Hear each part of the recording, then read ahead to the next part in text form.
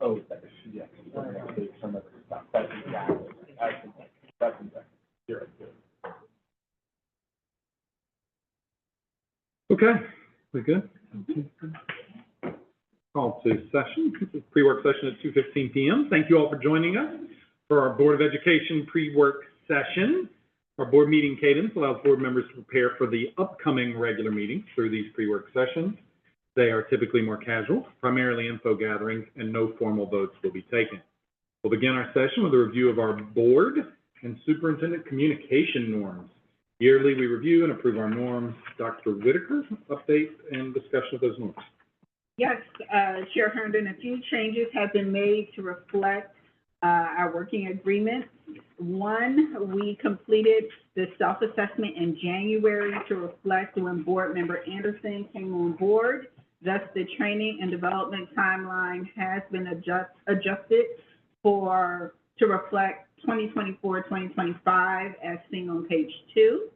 Also, the clarification regarding constituent requests and issues reflects the discussions from last semester.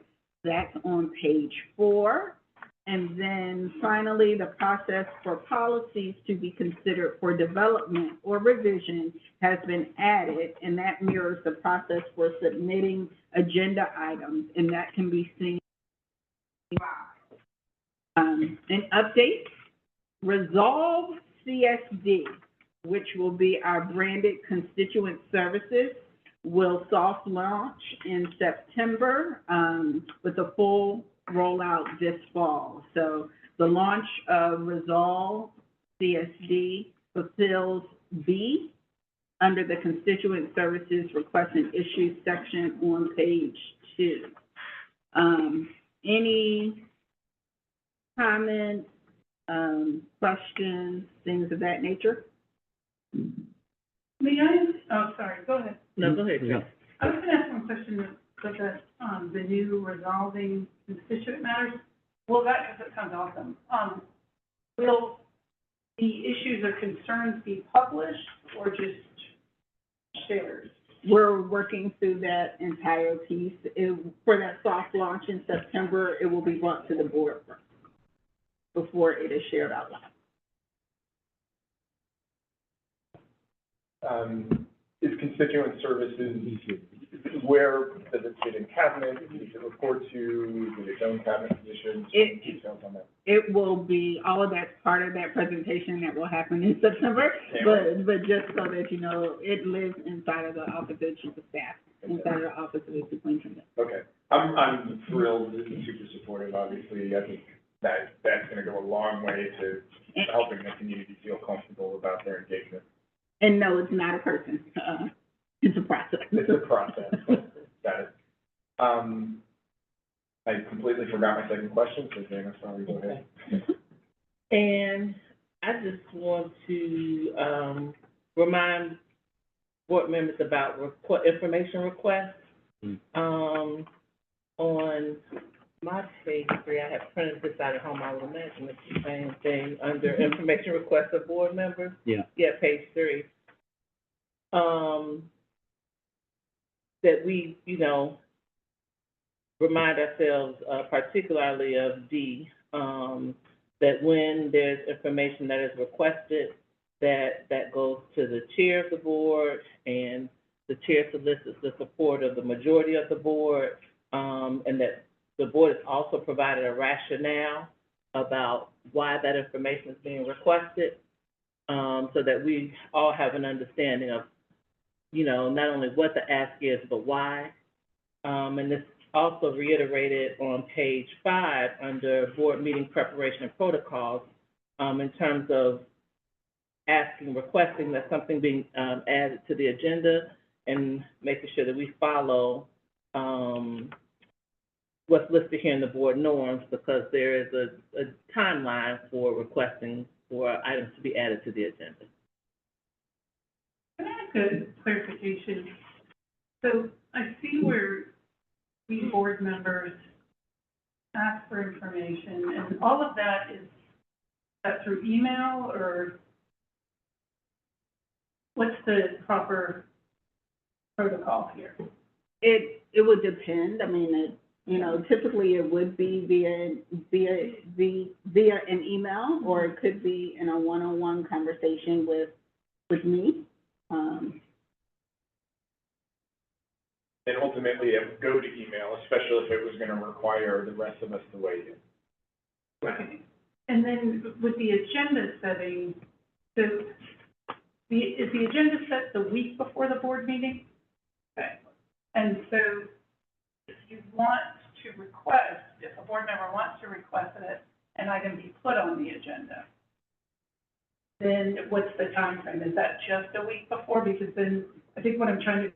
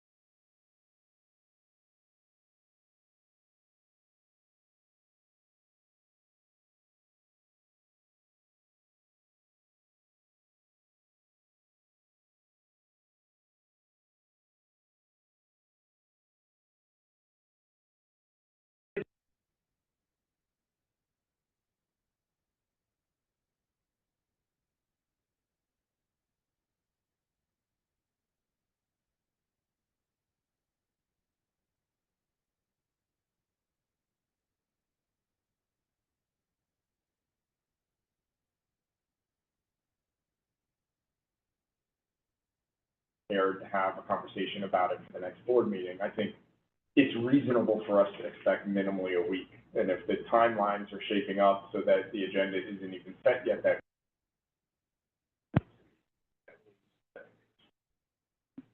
kind of an appropriate response. What we don't want is for you to find out, or for Catholic to find out Friday morning that they've got to have a robust conversation about, for example, interest rates by next Tuesday. I think that's unfair. I think the other thing that I see with the cabinet is that, there are often things that are coming up in the calendar. So that board calendar, I think, is going to ultimately Yeah. help. One or two questions have come up and the response has been that's gonna be covered at this meeting or that meeting, and it's coming down the pipeline, which I think is an appropriate response. So maybe that, when that board calendar is up where we can see it readily, that will. Maybe I'm thinking of the book we're reading. So is the board calendar something that just you, Dr. Whitaker, creates, or is the board calendar something that the governance team, the board and Dr. Whitaker?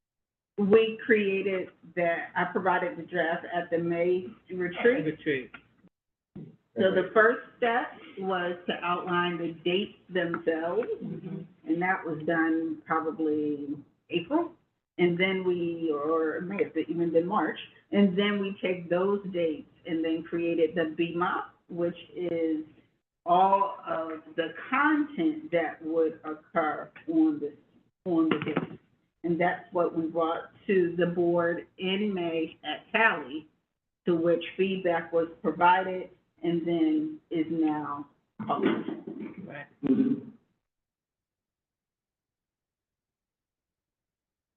Right.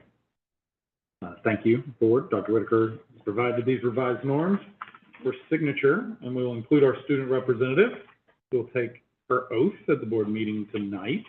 We'll go over those, and Dr. Whitaker, the next agenda item. Yes, thank you, Chair Herndon. This school year, we will read the governance core, school board superintendents and schools working together. So to ground our discussion of just only the introduction, and it's just the introduction, I want to bring to remembrance the GSBA standards the board noted as needing development. So, based upon the self-assessment that was taken, and it went a couple of months, actually, it was January and February, we identified a few standards that need some improvement. And so, based upon the introduction, for each standard, I want you to kind of predict. This is a kind of a pre-read strategy of how this book might assist this governance board in demonstrating that standard. So I'll just remind you, or remind the public what they are. You have them in front of you. Number one, strategic planning. Annually and as needed, utilizing the adopted strategic planning process, the governance leadership team monitors and reports progress on performance measures. So the question would be, when you read this introduction, how might this be addressed? And then what do you think that we would do as a board as action to improve upon that standard? Just so that you know, all of the board has a copy of the standard and even the elements in front of them from GSBA. So when you read this book, or not the book, but the intro, how do you think we might address strategic planning? Well, they talk about the characteristics of a board, and the first one is to interact with purpose, and then the second was the content of governance mindset. And so, what falls under governance mindset is moral imperative, systems thinking, strategic focus, deep thinking, and manner. And so, I really thought strategic focus, I thought the strategic plan, and also systems thinking also had me thinking of the strategic plan. So I think, learning more about their take on those characteristics will help us to do what we need to do in this domain to strategic planning. Okay. I think if you on page 8, there's a table there that talks about for a governance team, what are positive drivers, and then what tend to be negative drivers. So I think when we're kind of evaluating strategic plan, reassessing it when it comes up for revision, thinking about the things that, are more positive drivers that can implement student outcomes and positive student change, and then recognizing some of the things that may distract us.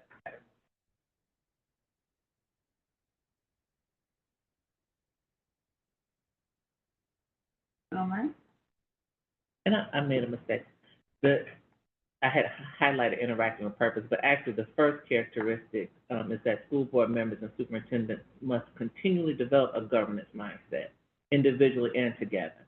And then the second characteristic is the content of the governance mindset, which those 4 things provide. What stood out to me in reading this introduction, and particularly, Dr. Whitaker, with your asking us to reflect on how, for example, strategic planning can be done better as a governance team. One of the reasons why we were concerned with strategic planning was specifically the reporting out, the ability to see the in decisions that we make. And in my mind, critical thinking is one of the more necessary skills for us to be successful.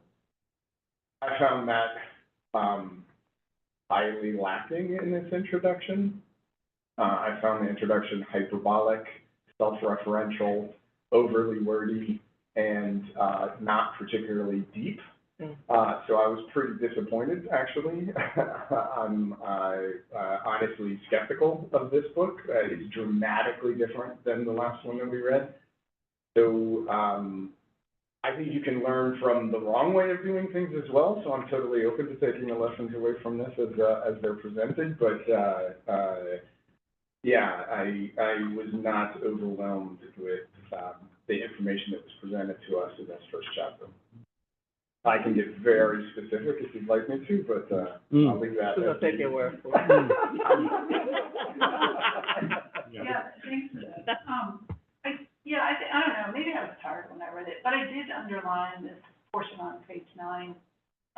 It is in the best interest of school board members and superintendents to become more effective in improving the lot and learning of all those whom they are expected to lead. And so like you, Hans, I did struggle a bit, but that seemed pretty clear. And to me, it's not just student outcomes, it's everyone working in CSD and all our CSD stakeholders. I think what I got from this is it's a different book with a different author, kind of objective. So I think the other book we read was kind of focused on student outcomes and how you as a governance team can weave that into your leadership style. This, I think, is focused on how you as a governance team lead, and how that affects team as a whole. That's kind of what I gathered from this introduction. They're going to tell you how a governance team governs, whereas the other book was had a little bit of a different objective. Now, I know it's just the introduction. Yeah. I am nervous when I read very hyperbolic language where you have statement after statement after statement that are unsubstantiated in any sort of data that does not actually comport in any way to my experience of serving on a board, and nor with my experience of GSBA across the entire state of Georgia. So I mean, again, just over and over and over, they made assertive statements without any basis in fact, and it's not that they can't be true, it's just that they didn't provide us any information to validate that they're true. So if I'm applying them in critical thinking, I'm just skeptical about that. Sentences like, alignment occurs when the main pieces are aligned, drives me crazy. Tautology is a major logical fail, and so, we'll see. Wait, but that's half the sentence. I did it, but that's the opening of the sentence, right? But, I did have that same thought in terms of some of the statements. I was wondering what they were based on, what the data was. Yeah. I'm also anxious to learn more about how the moral imperative that seems like Yes. how they, you know, explain us coming together on a moral imperative. You know, when you look at the state of the world right now and how vastly different, what that could mean to different people. And so I'm curious about that. And then there was one other thing, he talked about emotional commitment. Because they talk about coherence, and coherence is the subjective side of alignment, which they say is critical. In a nutshell, alignment is rational, while coherence is emotional. To reach shared depth of understanding, people must interact on a continuous basis, sorting out their differences and coming to a common understanding that guides and reflects action. It is this emotional commitment that leads to success. And so emotion came up recently, and so and so, you know, thinking about that and us, you know, wanting to take the emotion out of conversations, but this saying that there has to be some emotion to it is going to be interesting too. What are you going to say? I love the conversation because I believe everything you read should help to challenge your thinking. You should grow. Not everything are you going to agree with, but it should be something that is challenging your thinking, challenging what you purport, and ultimately impacts the decisions you make. And as a governance team, that's what we do. So I'm going to move to the next one, board and community relations.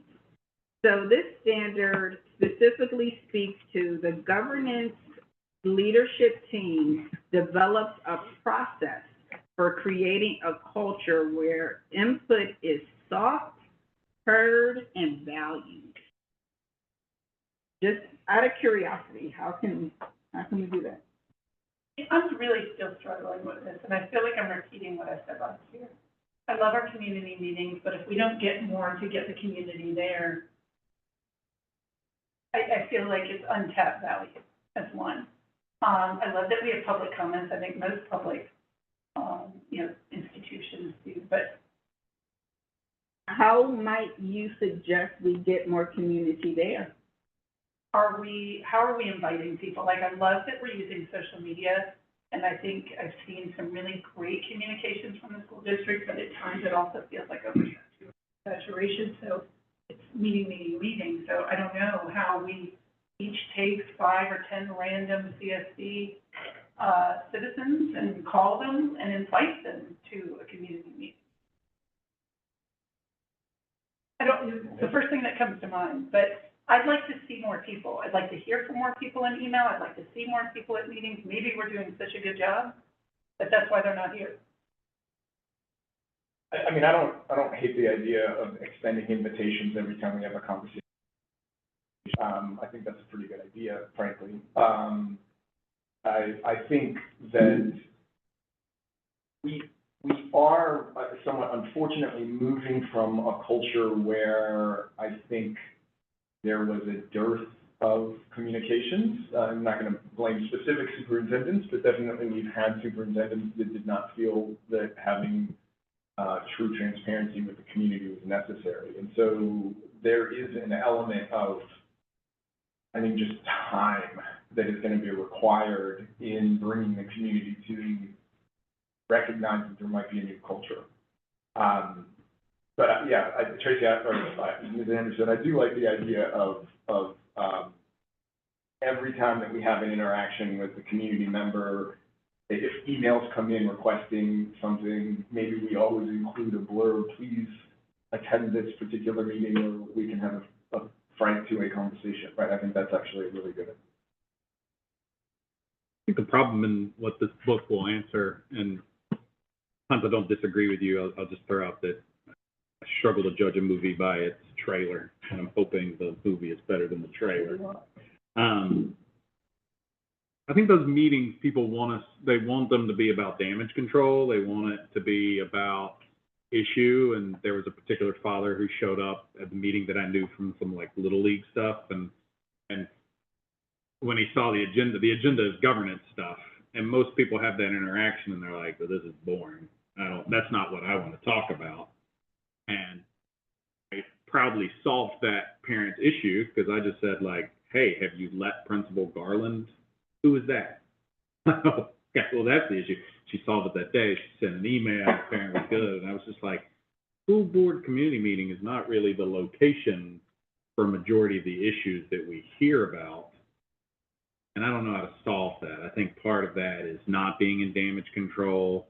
I think part of that is dealing with my frustration in this community, where someone will complain about something in September and they come back in October and they're like, why haven't you changed the curriculum yet? We complained about this last month. And like, wait, what? Like, do you not understand the way the governance, I mean, it was like, hey, stop what you're doing. We're going to change the curriculum in the first month of the classroom. So there's a disconnect between what people want to provide input on, what we have and most of it are the negative drivers. And I'm hoping there's a discussion about the positive drivers, because I'm going to be honest with you, if we were like, hey, there's a public meeting where we're going to talk about this high-level stuff, my experience from trying to get people more involved in the school board is most people just aren't going to show up for that. They don't find it all that interesting. But can I challenge that? Oh, sorry, go ahead. Yeah, so I hear what you're saying, James, but I think that's the point. Like, this is board and community relations, and so then that if the perception has been, I only seek you out when I have a problem and complain, and what I'm reading is that we have a culture where input is sought, heard, and valued, right? Mm-hmm. So to me, it was less about the problem solving, because I see, we're moving in that direction of, hey, this is the response we're giving. I just worry that people feel like, well, there's nothing I can offer, or, I don't know, but I feel like we need more people. I want to challenge the assertion that the community meeting can't be a place where people can come bring. Why wouldn't we allow space for somebody to say, hey, I raised this issue about curriculum, why wasn't it changed? Then that gives us the opportunity in that moment to say that is an annual conversation where it takes an entire year to move the needle. Here is the process. Here is the way you can engage on the process. Please do. And if this can get resolved before a community meeting, by all means, let's do that. But I don't know that I agree that we can't have people in the community meeting raising actual questions about issues that they would love to talk about. I think that that's exactly what they're for. Oh, if you heard me communicate that, then I misspoke and I apologize. The community meeting is for people to voice concerns. Okay.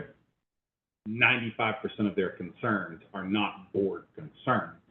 But that's exactly then what we say in the community meeting. Like that's a part of the education process, right? Agreed, but Okay. I think that a well-functioning board, if there are complaints, they shouldn't be, them being at a board meeting in many ways is no different than them being in Facebook. They're missing the audience for it that needs to hear them, that needs to respond to them. If the board meeting is a conduit to putting them in contact with the right person, then it was the right meeting. It was fantastic. Good job. I'm glad that it happened and it did, but it's like a good governance body. I laugh. I think about these GSBA meetings are like, well, what did you all do in the last board meeting? Well, we had a sit-in about the football coach.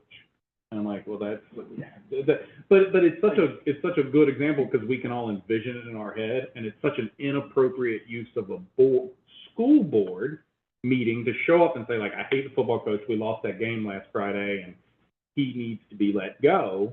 That's not an appropriate place for the school board.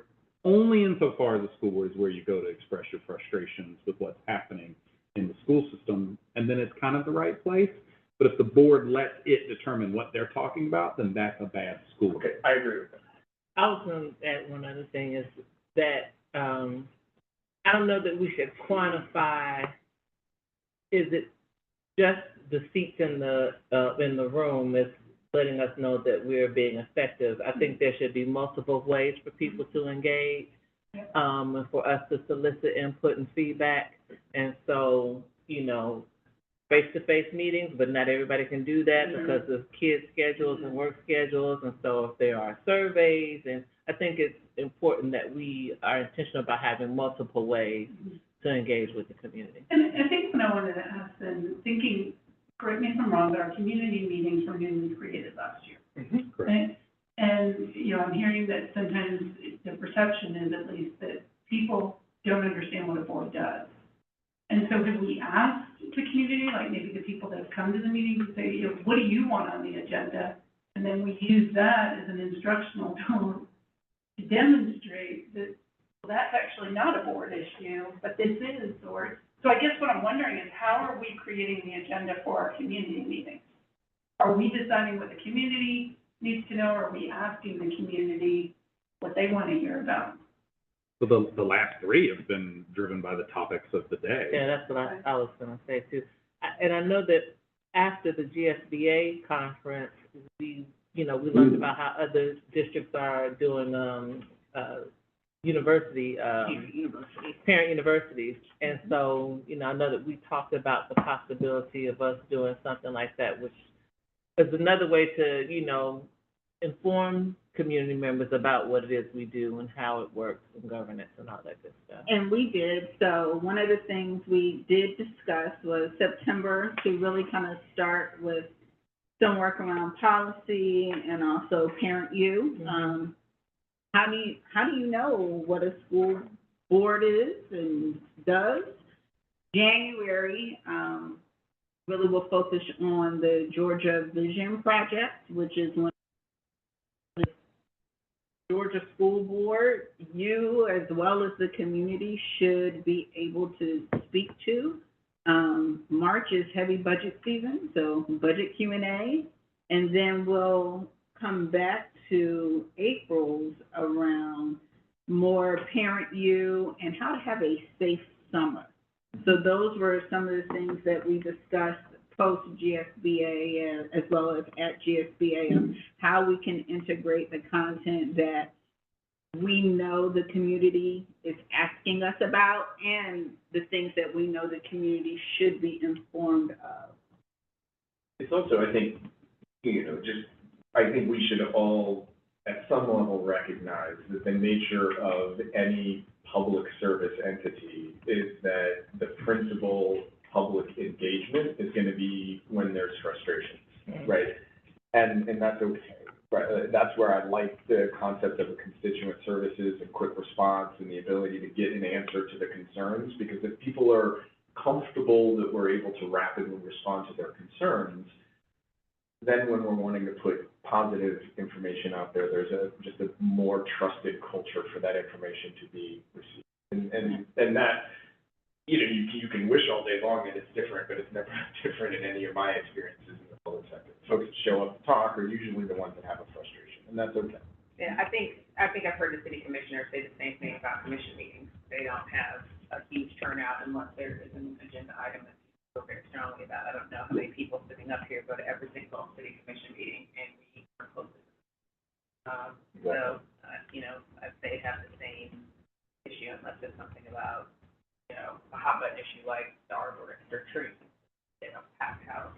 So, I think the community meetings, they are new, so it may take a while before they get traction and people know that it's not just a one-off, it's something that we're doing routinely, and I think we should continue to make the agenda items based on something where we need to educate the community, so we see that there's a malalignment between what people know and the work that we're doing, or it is a hot button issue, and we need to have the opportunity to have a back and forth dialogue. So it is relatively new. It may take some. All right. So last standard that was identified by our board is financial governance. The Board of Education, upon recommendation of the superintendent, adopts a budget that adheres to state law provisions and is consistent with its strategic plan. And so if you flip your page over in front of you, you see the elements that are with that standard. So if I'm not mistaken, this one was also in relation to community and stakeholder input review, which is sort of not necessarily independent on a financial front, but actually I think much more closely related to the communication conversations that we were just talking about. Mm-hmm. So my general feel here is very similar to the previous, in that when we did add community conversations around this, I think, for this year, I'm not sure how to link it to this. Mhm. We're That's okay. starting to read. Yeah, I'm looking forward to this budget cycle, having some really robust public conversations about Yes. budget. So example to what we talked about earlier around the community, around the board calendar or the BMOP.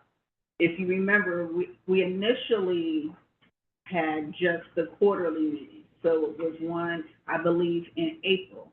But based upon feedback, we added another in March. So one pre-vote or pre-draft and then one post, so that we would have more community face-to-face, two-way engagement around the budget. So, taking that feedback as we adjust it on our calendar. And specifically, a conversation about budget while we're still deciding about budget priorities, and then a Mhm. conversation about budget after we had sort of assembled and made decisions around priorities, so that the community gets to see kind of the full process. That's where I think maybe we need to, get rid of the concept or the name of a budget cycle. I think that the budget is just kind of a year-long process. I think one kind of goes into the next year. I think that's what Dr. Broom would agree with as well. It just kind of rolls along, and, we make amendments constantly, and then maybe if we're always thinking with a budget mindset, taxpayer dollars, how does this affect the next budget cycle, instead of thinking, oh, it ended, it's over. Maybe we'll always kind of have it on our radar, kind of how we think about student outcomes, how do our finances affect every decision we make, not that one ends, now we're finished with budget. I feel like I said something that made Hans proud. Oh, you brought a tear to my eye. Yes, prior to my start, I don't believe Dr. Broom actually made a true presentation to the board monthly. I know you received the reports and information, but a true presentation of what is happening with the finances and the stewardship over the said finances weren't made on a monthly basis. So I agree totally that this is a consistent conversation. Yeah, and the one thing I really liked as a board member seeing were all of the questions that constituents asked about the budget. And so to me, Domain 3 and Domain 7 are addressed by publishing that. I learned from other people's questions, and so I think it's just useful if other people get to see, what is my neighbor asking? What did that person ask that, gave us another question? So I feel like it would knock out your input is valued and being shared, and we're also informing people more about budget decisions. Agreed. All right, so thank you for engaging in the discussion. For each chapter, I ask that you connect it to one of the GSBA standards. I think today's discussion, and specifically the introduction, connected best to Domain 1, which is governance structure, which you called out earlier. And specifically probably Standard C, the board acts as a policy-making body separate from the roles and responsibilities authorized to the superintendent. I think that's really what this introduction kind of started to set the stage for. So the book study during pre-work, as well as your quarterly board retreats and the community meetings, will be a part of what's considered your training report. And we submit that to the Georgia Department of Education every year. So, thank you. Absolutely. Thank you, Dr. Whitaker. Next month, board member Dr. Jonathan Davis will facilitate Chapter 1, the moral imperative and the governance core. Thank you all for the discussion. This concludes our pre-work session. We will return at 3:05 p.m. So about an 11-minute break.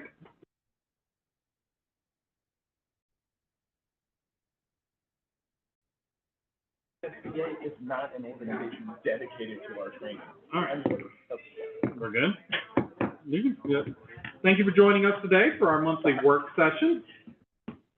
get right into it. Dr. Whitaker, if you'll introduce the first presentation, please. Yes, thank you, Chair Herndon. I would like to call on Mrs. Karen Newton-Scott, Deputy Superintendent, and Mrs. Jennifer Burton, Assistant Superintendent of Teaching and Learning, to present highlights of our successful opening of the 2024-25 school year.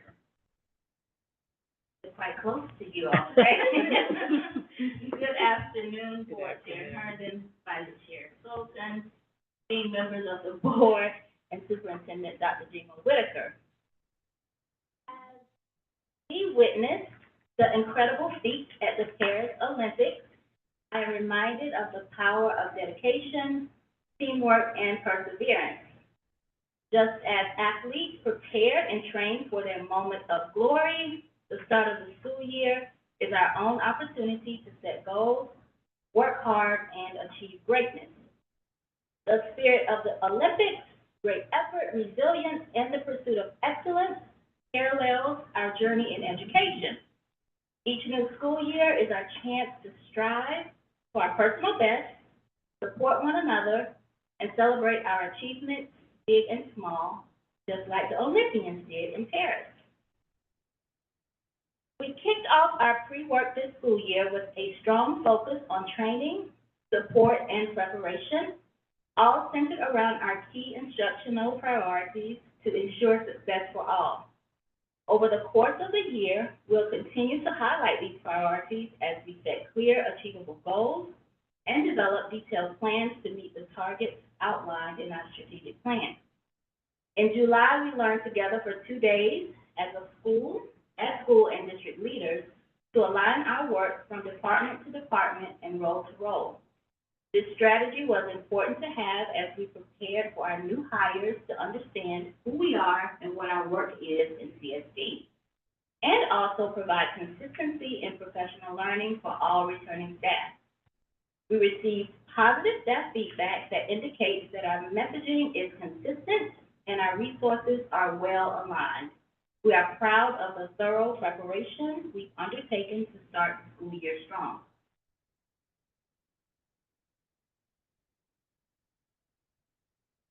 And then came opening day.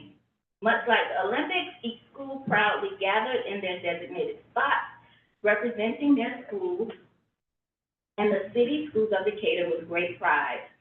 Fred Blankenship's infectious energy and inspiring message about the importance of daily preparation for the mind, body, and spirit further elevated the event. We concluded with Superintendent Whitaker's message that all means all is more than just a mantra. This is where she highlighted the many successes of the prior school year and continued to charge us with the responsibility to be resolute in building systems and creating conditions that ensure success for all students in CSD, especially in actions and systems that reinforce existing inequities. As people arrived in Paris at the Olympics, there was a sense of excitement and anticipation in the air. Each athlete, whether they were a seasoned competitor or a first-time Olympian, carried a mix of determination and nerve. Though we are not on the main stage in Paris, families did arrive with or sent their best and brightest to the doorsteps of our schools. There was a mix of determination and nerve as each child transitioned to either a new class, a new school, or navigating making new friends and the difference that a new year brings. We witnessed this and so much more as our first day of each school had its own uniqueness in how the day started, from the dance party at Claremont, the revolution on the park, to just come on in at Decatur High School.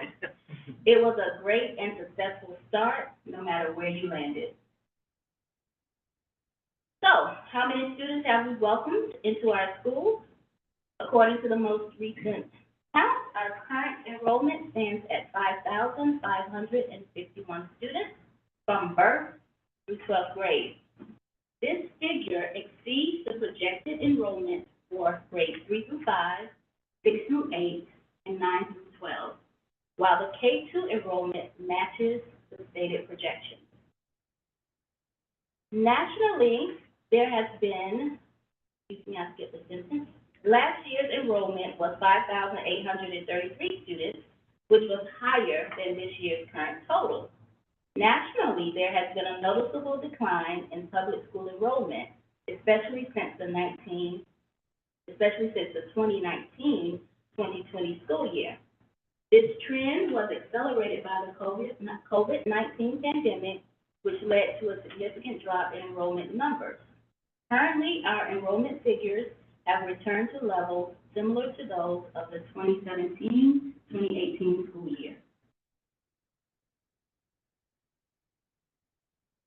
Lastly, we are kicking off this school year by implementing the board-approved grading policy across all of our schools. Parents and teachers have received quick facts about the new grading procedures.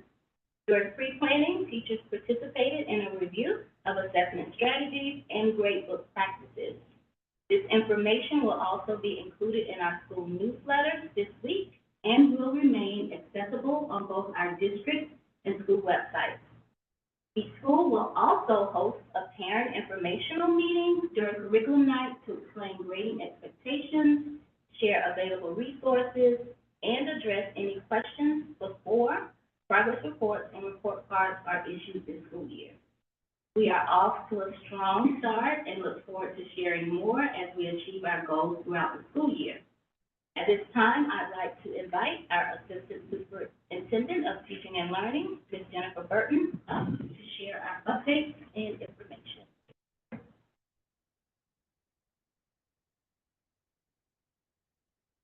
Thank you, Ms. Newton-Scott. Good afternoon, Board Chair Herndon, Vice Chair Dr. Sultan, esteemed board members, and Superintendent Dr. Gina Whitaker. This academic year, we are excited to introduce STAR as our universal screening tool, including STAR Early Literacy, STAR Reading, and STAR Math. Our teaching staff receives comprehensive training on these assessments during pre-planning. In addition, we are integrating encoding and rapid automatic naming into the screening process to meet dyslexia requirements. In accordance with the Early Literacy Act, parents will be informed of their child's screening results, indicating whether the student is at risk or not at risk for dyslexia. A detailed report explaining student performance will accompany these notifications. To help parents understand these reports, the Teaching and Learning Department will host a virtual information session in mid-September. To support student success, teachers began their professional development during pre-planning. They received grade level and content-specific guidance from the new curriculum coordinators, and middle and high school teachers had the opportunity to collaborate across the two schools. This school year, our kindergarten through second grade teachers will collaborate each quarter for a full day of training led by our coordinators. The focus will be on leveraging phonics data to better address the literacy needs of our youngest learners and refining our math learning plans introduced last year. Additionally, our coordinators will assist with IB unit planning in the upper elementary and middle school, ensuring our units of inquiry align with Georgia standards and promote equity in instruction. Last semester, our middle and high school teachers began planning for the introduction of new honors courses, which are being implemented this school year. Our ELA teachers collaborated to select class sets of texts and novels. It was really important that we worked with our teachers to ensure they had a voice in the course content. In June, Dr. Whitaker highlighted at the board meeting that 71% of our students are enrolled in at least one this year. She also shared that the enrollment of traditionally marginalized students in honors courses was lower. Only 30 to 50% of our Black students participating, depending on the grade level. Over the summer, school leaders proactively contacted high-achieving Black students who had not initially enrolled in honors courses, resulting in nearly all of them switching to honors courses. As a result, our sixth grade ELA honors course now boasts the highest enrollment of Black students, reaching 62%. Our secondary ELA and social studies coordinator will work closely with the American Literature and U.S. History teams at the high school, participating in quarterly full-day training sessions alongside the high school coach and assistant principal. This support ensures our teachers remain on pace, so all standards are covered before the end of course assessment, and adjusting instruction based on student data and needs as the year goes along. Additionally, our ELA and social studies coordinator is already meeting with the teachers to provide personalized and differentiated teacher support. Some teachers have asked for support in making their content more relevant. Some have asked for support on tiered questioning strategies to really extend their students to higher levels. During our early release days, all bring the new ELA standards and resources that will be implemented in August 2025. We're excited for a year focused on supporting all teachers in delivering high-quality, standards-based instruction. We've had a strong start to the school year. Questions do you have?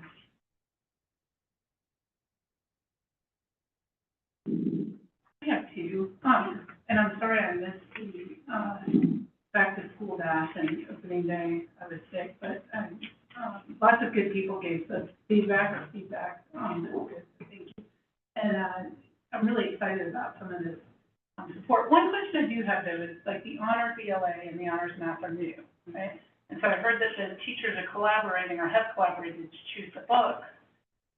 And then I heard, like, you know, hey, there's individualized stuff for American Lit and U.S. history, which is super cool. I'm a teacher, I need relevant stuff, or I need data pacing. Is there anything besides the collaboration with the honors ELA and math? Like, are they getting a new pacing guide or new curriculum materials or textbooks or anything? So next year, we went through the ELA textbook adoption, and of course, they'll receive all of those textbooks next school year. But in addition, we wanted to purchase class sets of novels and texts to go ahead and start this year. And so over last semester, back in the spring, the ELA and math teachers came together with our district staff to go through that pacing and really look at how to stretch our standards. So it's not a different course, honors, but it's a gifted service model, and it's a stretch beyond. So the teachers already had a good foundation because they had solid tier 1 instruction, but they needed those additional resources or additional questioning stems to really stretch their students. Mm-hmm. And what has been the feedback from the teachers who are teaching these honors classes? Do they feel like the kids are well prepared? Do they feel like they have the tools they need to be able to teach what they need to teach? And then at what point will you get feedback from, or you will take feedback from the parents as far as how many students were able to retain versus how many were able to drop out before the deadline, and so forth? Yeah. So far, we've gotten really good feedback, but they're excited about the resources. So having those, texts and novels was really important.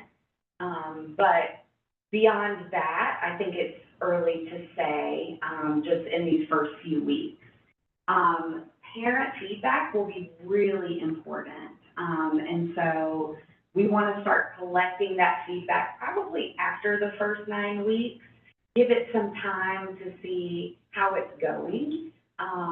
But that's going to be an important piece, and we want to hear from the students. So how was this experience?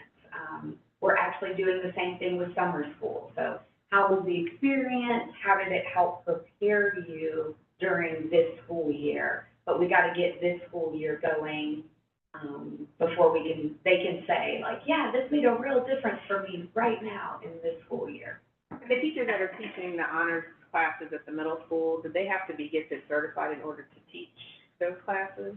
So if it is being used as a gifted service model, yes. So if they have gifted students in their classrooms, yes.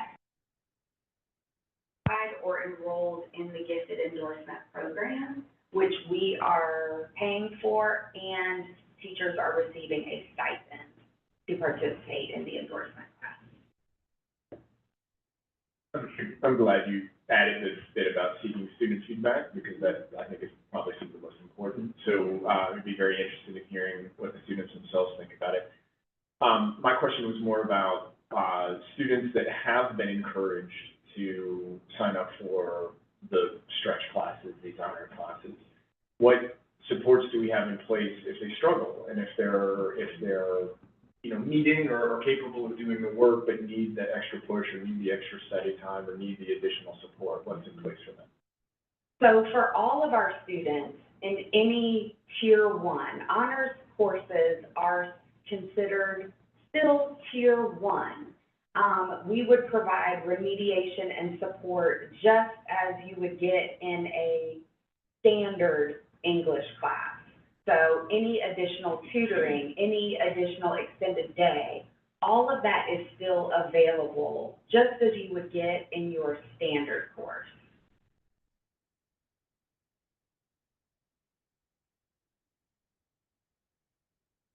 So my next questions are actually moving back to the grading and the handbook here.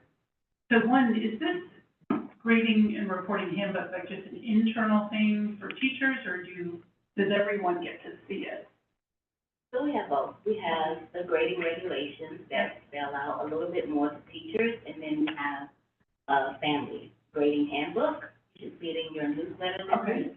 And so it gives you the nuts and bolts as a parent around what you should expect and what you can see, even sample report cards, frequently asked questions, those kinds of things. And the glossary, all of the terms. So then the other question might be more specialized, and I don't know if it can be easily answered right now.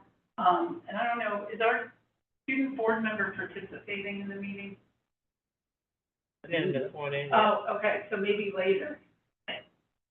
Correct me if I'm wrong, but our 12th graders, 11th graders, and 10th graders will be the students who are experiencing that change in GPA calculation, is that correct? Our GPA calculation, any changes we made last school year. Okay. So, there won't be anything different. And would that be in the handbook if people had questions about how my grade's being calculated? Because as an 11th grader, I saw this, and now as a 12th grader, I see that. Thank you.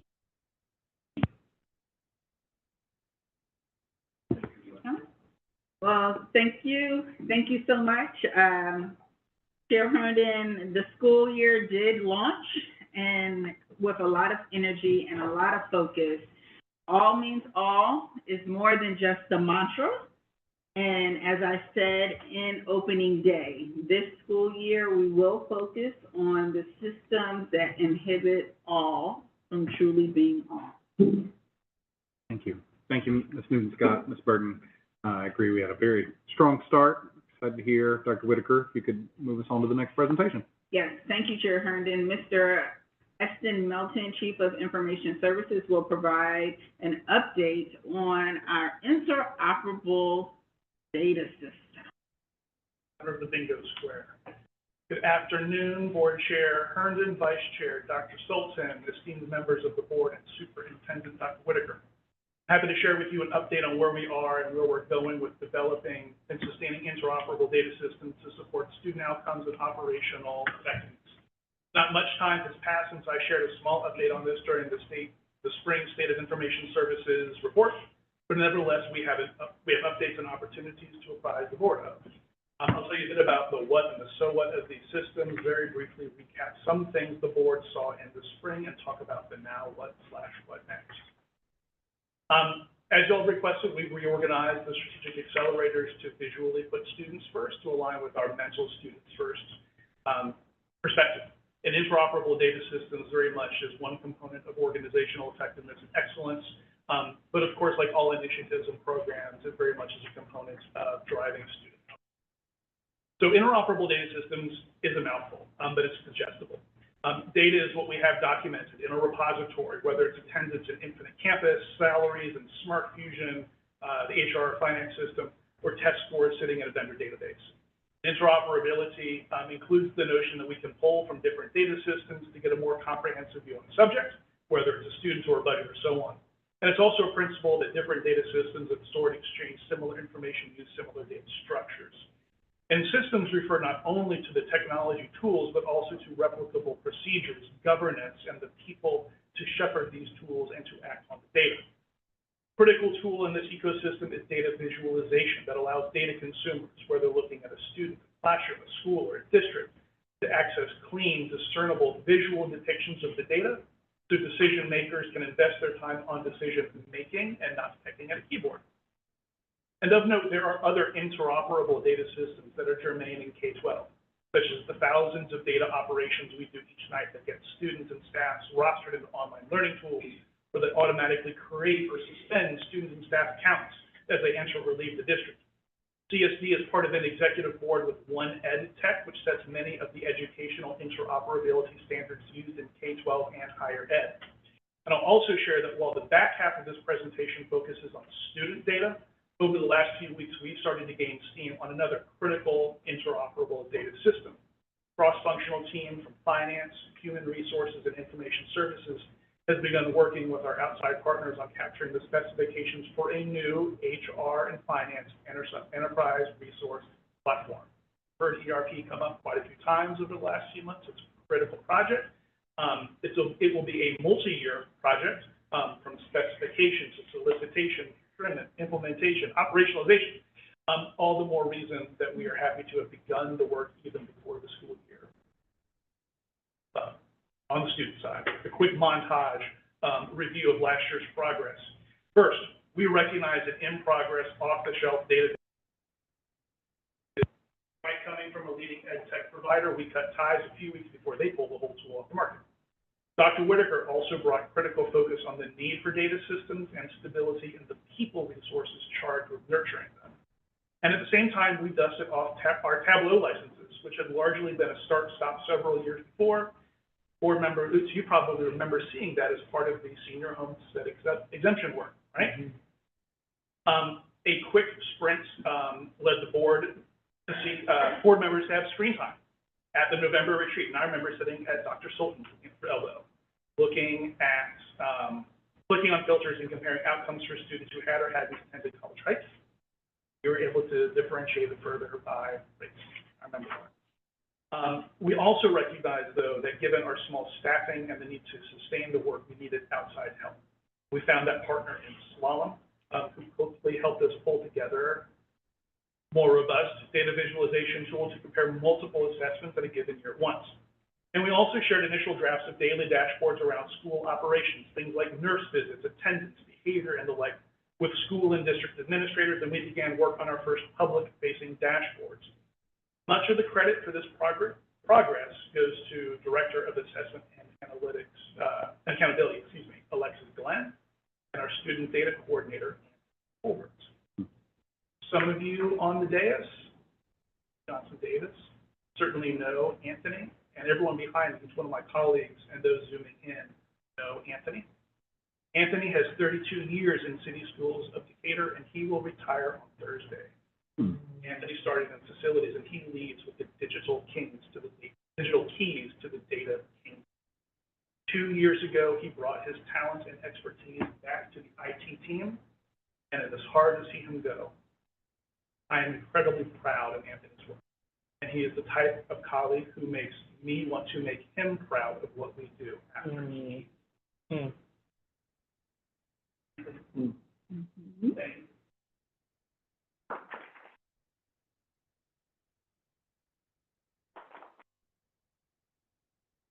One of Anthony's final projects is up on the screen now. This is our GMAS end of course and end of grade dashboard. The dashboard shows our 5-year performance history broken down by grade level, content area, and achievement level. It breaks down our 2024 GMAS scores by gender and race. This dashboard does not require any kind of login. Folks just need to go to the CSD website and go to the district data section, which is live right now. csdcatur.net/data. It's our first dashboard that we've published, and we anticipate we look forward to putting even more out there. Thanks to Dr. Whitaker's pressure and support, we are able to begin to deliver on transparency. And I firmly believe, going back to my roots as a journalism teacher, that transparency in and of itself is its own form of pressure and support for elevating performance and compressing gaps in student outcomes. GMAS only applies to our students in grades 3 and up. In short order, we'll have a similar dashboard covering CCRPI scores for our campuses. I know there was some community wonderings this spring about why K2 schools have a content mastery dimension for CCRPI, since again, K2 students don't take GMAS. It turns out, if anyone asks you, so you have this talking point, that 3rd grade students' GMAS scores inform their previous school's CCRPI mastery ratings. And that type of education about why the data is what it is and whence it comes, that's an important part of how we build these dashboards also. And when you go to the one that's live now, you'll see a couple of question mark icons explaining what does this mean. So not just the look, but also the why and where it comes from is an important part of building this work too. Another priority for us is not only explaining where the data comes from, but also how we're protecting student data in the process. The one thing you will notice when you do that mouse over, when you all go to that dashboard, you'll see an explanation there, but know that any student subgroup with fewer than 15 students, that data is not represented because that comes too close to providing individual identifiable information for our kids. And in addition to that first public-facing viz, admin staff tomorrow, we'll see another round of these operational viz that Anthony, Alexis, and the rest of the team have been working on. So what next? So you all at this point know that data support is both incredibly important and also incredibly resource intensive and requires technical acumen we don't consistently have in-house. We do have an opportunity with Anthony's retirement, along with another staff departure a few months ago, to re-envision our current student data coordinator role to a director level position. This transition does not add any FTE to the Wilson Center, and it is possible that will ultimately be the cost savings district. The vacancy posted last month with a focus on fluency with our student data system, with Tableau, which is our preferred data viz tool, and the interoperability standards needed to exchange and manipulate the data. Had a wonderful partnership with Slalom, but working with an outside partner brings its own dependencies, and particularly around timeliness, that we would like to bring in-house so we can accelerate. This role will also support district leaders in building organizational capacity around data stewardship, custodianship, and overall data governance. I've been having conversations about governance just like an hour ago, and a lot of those thoughts about school district governance apply to our data culture itself. That data governance piece includes the people, the roles, the procedures, the replicability, even in the midst of succession. It's a critical data system where we have an opportunity to. We're also keen to extend DataVig's access not only to the community, but also to provide teachers with deeper data insights on their students. And we'll roadmap and bring that timeline back to you all soon. And as part of that, we still need to realize the vision of what I call the baseball. Immediate access for teachers and building leaders to examine an individual student's data profile in depth, like looking at the back of a baseball. And while we're pleased with the launching of our milestones dashboard, there are more we'd like to create and publish and maintain to continue to both showcase our successes indicator and also to hold ourselves responsible for student success. With that, I am happy to take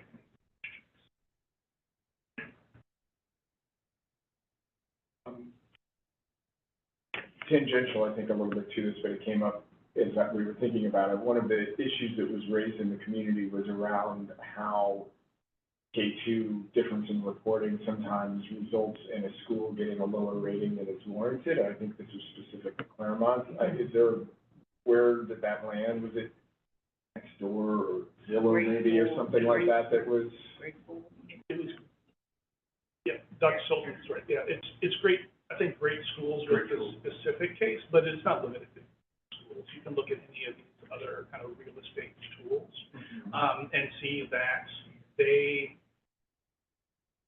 industry doesn't consistently have the best mechanisms to pull an accurate snapshot. And prospective community members might not think to go look at a state DOE page. They want to go see pictures of actual kids in the district. And so this is an opportunity to put an accurate snapshot of how well we are doing close at hands for future perspective, like SPLOS contributors, parents, neighbors. Yep. And we've been in touch with a few specific people who have raised questions and trying to engage them on this work. One thing I didn't mention, but I will share now, is that cseducator.net/data, and the page with that particular viz also has a form for people who are looking at it to provide feedback. What do you like? What don't you like? And we do ask for some, like, what's your connection to the district? And one of the checkbox options is prospective student or prospective family, because they're not yet an immediate constituency, but they could be. We're mindful of that. But sorry, this is gonna be a rabbit hole. So grade schools did just remove the lower elementaries. They just have no data available. Last time we took a look, they had taken down RK2. And then I was given the explanation that it's just like not size, or they're not large enough to qualify for certain data. Members of the community are, I think, rightfully or wrongfully upset about it. This data system, or do we have the ability to reach out, to give them information to update it? I mean, there is opacity in how tools like Great Schools and Zillow kind of rank schools. I imagine they're scraping to varying degrees different data stores, and it may very well vary by state. It could be that there are infrastructure things in Georgia, for example. There's not like a programming interface to pull that data, and if we go, maybe in Alabama, it's great and they pull direct that. Don't know. One possibility might be, so if we can't, we can always drop a line to Great Schools and Zillow and say, hey, when you have real estate searches within the 30030 zip code, here's a data store. They may or may not do that. I can't imagine a big national application doing custom data stuff for every zip code in the nation. I do wonder whether there's an opportunity, because Decatur's small enough. We know who our real estate people are. One of them used to sit next to you all. yeah. Maybe there is an opportunity through our real estate folks or through the Decatur Chamber of Commerce to build awareness that as you are talking with prospective communities, this is a resource that you might want to steer them. Yeah, and that was my answer when that's the right answer, but it's not the easy answer for people, and so the more we can use this to help out, I think the better stewards we are of the community. This is awesome. Are you looking at it? Yeah, will we keep growing so that, like, we'll include AP and IB scores or student growth percentile? Like, is this the start, and we add to it, or, and I don't mean to dismiss the work you've done because it looks phenomenal, is this where we're stopping with, like, the state test? This is a start. Yep. I think where we go next. So, but every dashboard we both create, we want to ensure that we are maintaining. And we want to ensure that there is alignment from what do we put out on this dashboard to our strategic plan and our KPIs, so that as we're at a board meeting or board retreat talking about our progress, that language and that data is echoed in other places where the community has access.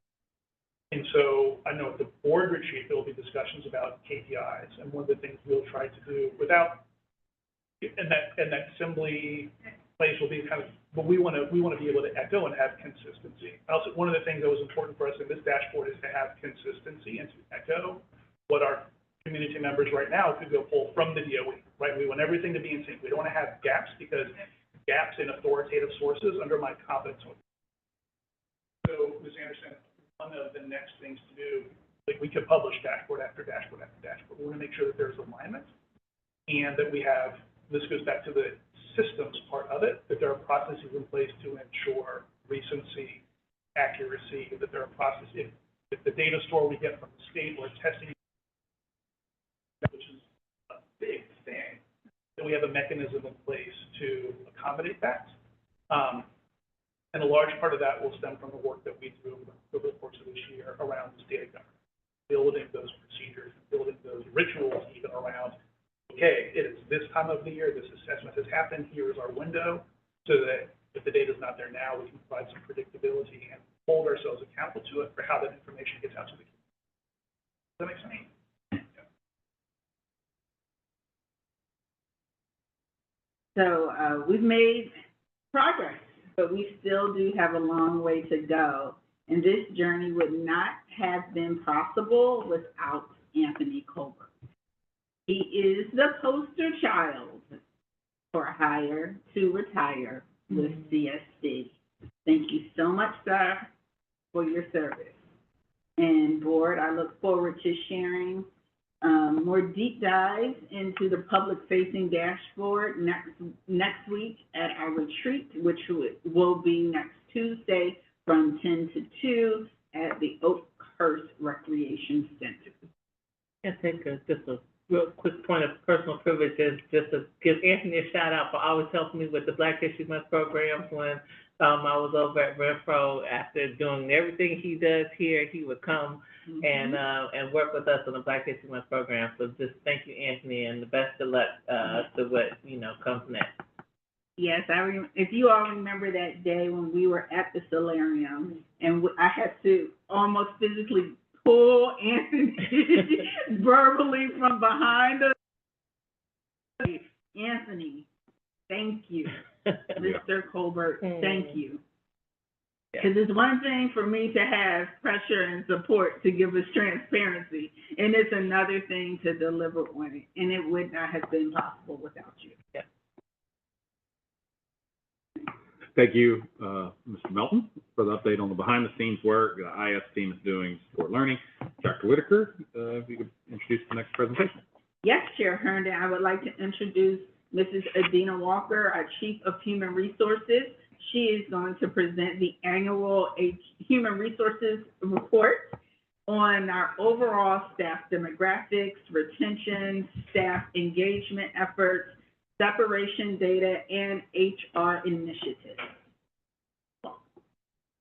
Good afternoon, Board Chair Herndon, Vice Chair Dr. Fulton, esteemed members of the board, and Superintendent Dr. Gina Whitaker. I am pleased to present the annual State of Human Resources report with a focus on our strategic accelerator, cultivating and retaining high-quality professionals. This presentation highlights the current demographics of CSD staff, our FY25 new hires, and retention rates. It also reviews some of the work accomplished by the Human Resources Department over the past year, while identifying key areas for focus that align directly with our strategic plan. Our Human Resources team currently consists of 5 dedicated members, including myself. We have 2 coordinators, 1 HR generalist, and 1 HR specialist. I would like to express my gratitude for your approval of the Human Resources Director position. Our goal is to finalize the hiring of this critical role by the end of this month. The HR Director position is essential for driving many of our HR initiatives and advancing CSD into the next phase of excellence. Here are the numbers of the new hires by the numbers. For the 24-25 school year, we are pleased to announce that all of our certified positions have been fully staffed.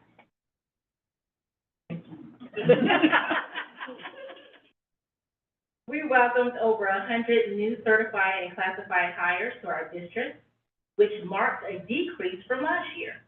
Of these new hires, 83.8% identified as female and 16.2% male.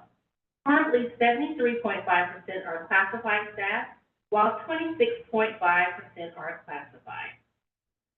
The journey to hiring 48 new teachers ready to start on the first day Our hiring principals combed through over 875 teacher applications across grade bands during the hiring season versus 840 applications from last hiring season. Not only did we have fewer teacher vacancies to fill this year, but we had more overall teacher applicants in the applicant pool. Of the new teachers, we have 13 teachers holding a doctorate or specialist degree, 23 with a master's degree, and the remaining 12 with a bachelor's degree. While we examine the racial demographics of our new hires, we see a diverse group joining our district. We are committed to diversifying our staff to better reflect the makeup of our community and student body, ensuring that our team is representative of those who serve and can bring a range of perspectives and experiences to our district. To ensure our hiring processes yield equitable results, we provide comprehensive guidance to our hiring managers, fostering equitable hiring practices. Our aim is to minimize bias and ensure clarity in the selection process. Prior to conducting interviews, we work to define and communicate specific characteristics and qualifications required for each role. This approach helps us to create a more objective and transparent hiring process, allowing us to evaluate candidates based on clear, established criteria and promote fairness in our decision-making. I am pleased to report that we have made progress in this area. The percentage of our Black new hires has risen from 45.1% last year to 47.1%, along with a percentage increase in other minority groups. While we may not be exactly where we want to be, we are definitely making strides and commitments to achieving our diversity goals. Here's a bird's eye view of our CSD staff at a glance by the numbers. As of today, we have 889 total employees. The overall staff composition shows a majority of 47.9 white and 46.5% Black employees across all job categories. However, when we focus on the 416 classroom teachers, the numbers shift significantly, with only 26.1% of our teachers being Black. This highlights the need for us to be more proactive in recruiting and retaining our teachers of color. This data provides a clear picture of our current standing as a district and underscores the opportunities we have to enhance our recruiting efforts, foster inclusivity, and promote racial equity. Our goal is to ensure that our minority staff feel supported and valued, which is essential to encouraging them to stay and reducing the percentage of teachers of color leaving our district. To support this work, we have partnered with organizations like the Center for Black Educator Development, dedicated to equity in recruiting, training, hiring, and retaining quality educators who reflect the cultural backgrounds and shared interests of our students. Here we have our retention rates over the last 5 years, compared with other Metro RESA districts and their historical data. According to the data from the Georgia DOE's Teacher Retention Dashboard, our teacher retention rate remained the same for from FY23, mirroring the trends in other districts. However, this stability resulted in a drop in our ranking within the metro area. It is important to understand the intricacies in calculating retention. For example, when a teacher transitions to a different role within the district, they're no longer counted as a retained teacher, which negatively impacts the overall retention rate. Additionally, our retention rates reflect desired attrition, including teachers separated due to disciplinary actions. These separations, while affecting retention figures, are necessary to ensure that all students benefit from a high-quality learning environment. When we look at our retention efforts, While it is widely understood that retention efforts largely fall under the responsibility of a direct supervisor, the HR department remains committed to engaging, empowering, and energizing our employees to enhance satisfaction and meet the professional expectations of our educators and support staff. Additionally, our ongoing collaboration with Hanover Research will help us leverage data to guide the essential work of our HR department in these efforts. During the last school year, concerns were raised about teacher turnover before the end of the school year.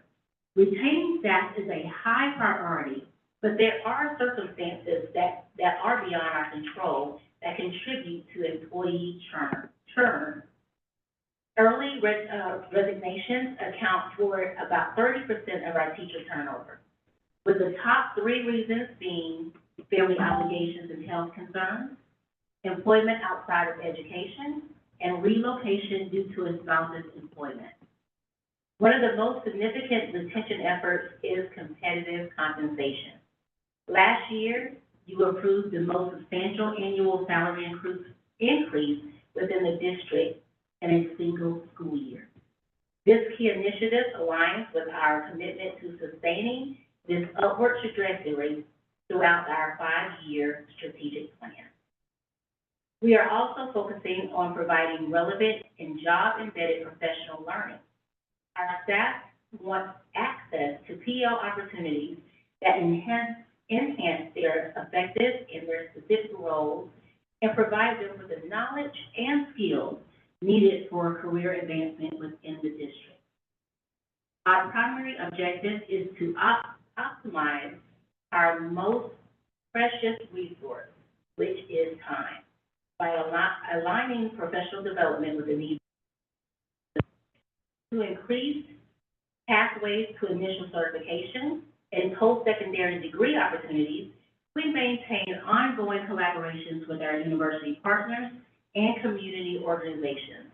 We are committed to supporting our pre-service educators by ensuring they are not overlooked during the contract opportunities during their phase. I'm excited to share that we currently have 6 employees enrolled in initial certification program with one of our university partners, Moreland University, and with 3 more applications recently submitted this month. And lastly, it is crucial that we engage our educators and understand their needs. We do this through various channels, including teacher climate surveys, focus groups, and advisory committees. One of the most insightful initiatives is our first year forum. It is designed for our new employees to share their first impressions, thoughts, ideas, and hopes for our district and their work experience through open, honest, and direct dialogue. Despite our best efforts, there are always employees who choose to separate from the district, whether voluntary or involuntary. Given the size of our district, it is inevitable that the largest number of our staff exits occur at our secondary schools.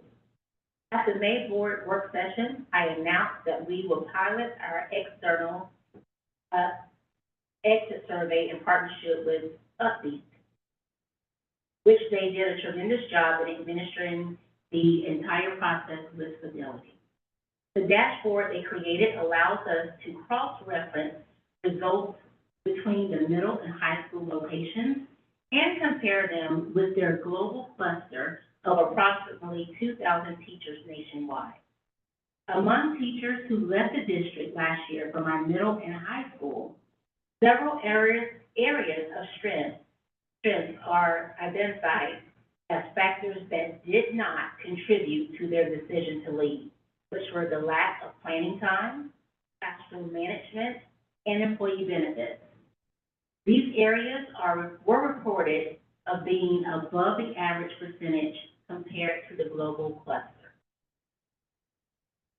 However, when examining areas of growth within our district, the top reasons that did contribute to their departure was low pay, Our teacher feedback was 19% lower compared to the global cluster. Poor work-life balance. Our teacher feedback was 7% lower than the global cluster. And lack of trust with leaders at the school level. This feedback was on par with the global cluster.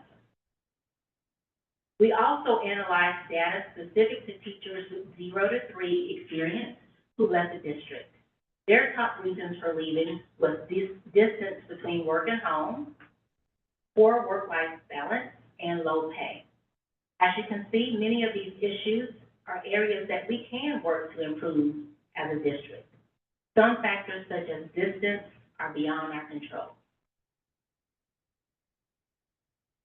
Employee performance management is a critical area overseen by the HR department.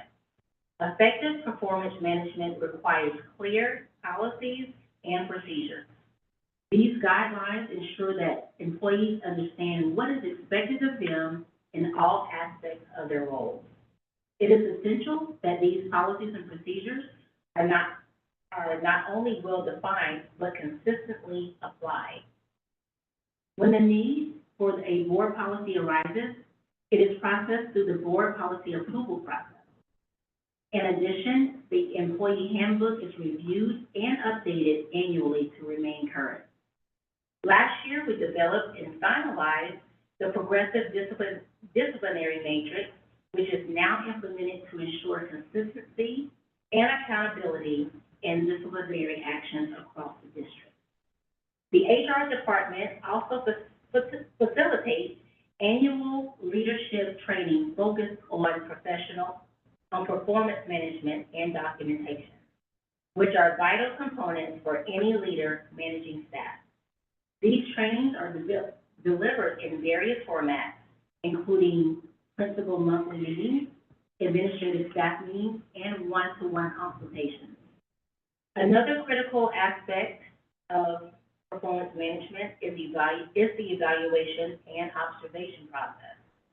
Each year, all staff members have access to the evaluation manual and timeline, and for our educators, weekly observation updates. Principals and department leaders are regularly reminded of the importance of conducting thorough observations and providing constructive feedback. Highest quality instruction is delivered, ultimately leading to optimal student outcomes. Lastly, I would like to highlight some of the ways Human Resources aligns with our strategic plan to cultivate and retain high-quality professionals. Our ongoing efforts include compensation reform, expanding university partnerships, and a clear grow-your-own pathway to career development. Starting this year, we will place the importance of retirement planning and the benefits of early investment for future financial stability. We plan to institute a default contribution of 3% for employees 457 and 403B retirement accounts, with the option of employees to opt out if they choose not to contribute. Additionally, we are adjusting the fact that our district is one of the few that does not currently offer basic life insurance to all employees. To provide this budget-neutral essential benefit, we propose using a portion of the $78.26 that the board contributes to health insurance to fund basic life insurance, ensuring our employees and their families have support during final expenses. We are also strengthening our relationship with the Governor's Office of Student Achievement, which offers valuable programs. We are interested in the Leadership Academy and Teacher Induction Academy, which are both tremendous resources for our district. As I conclude, I want the board to know that while our Human Resources Department is small, we are dedicated and resilient in our efforts. We continuously seek professional growth to enhance our expertise. As Chief of Human Resources, I am actively participating in 2 significant initiatives. The Women of Color Educational Cohort, along with Dr. Broom, and pursuing my human capital Leaders in Education certification. Additionally, all of my staff are either SHRM or PHR certified is preparing to sit for the exam in the near future. Our commitment to excellence in HR is unwavering. We are excited about the strides we are making to support and develop our district's most valuable resource, our employees. This concludes the State of Human Resources report. I am available to answer any questions you may have. Thanks. I have a few, and I think it's kind of like, well, one, thank you for this information. But I think it's like what Eston was saying about the dashboard, so that there's consistency. And so, I was kind of doing multiple math problems. So the first thing I noticed is we have 111 new hires for this FY '25. We had 128 last year. So when I added those together, I think I got 239. Then I divide that by 230 something by the 889. So am I reading that 25% of CSD staff is newly employed this year or last year? Well, based on those numbers, I mean, yes, for the new hires.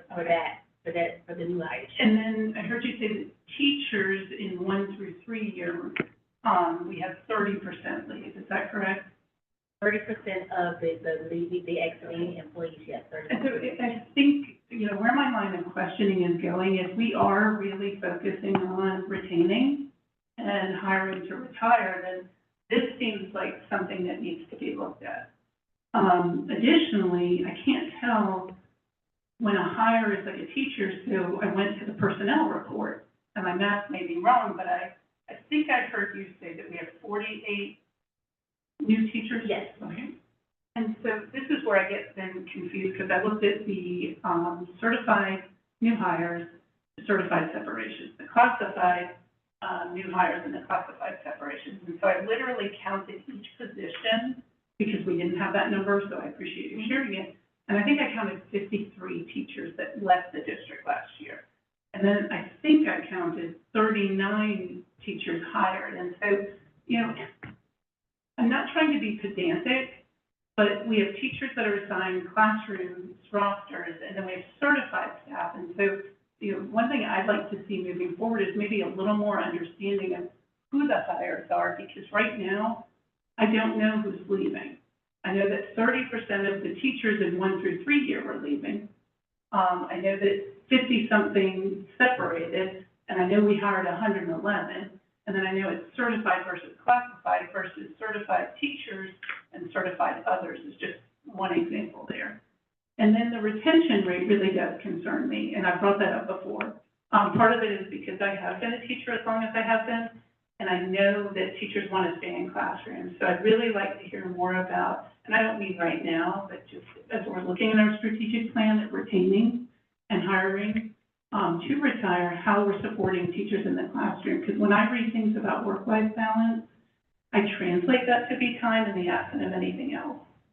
But I really appreciate this information.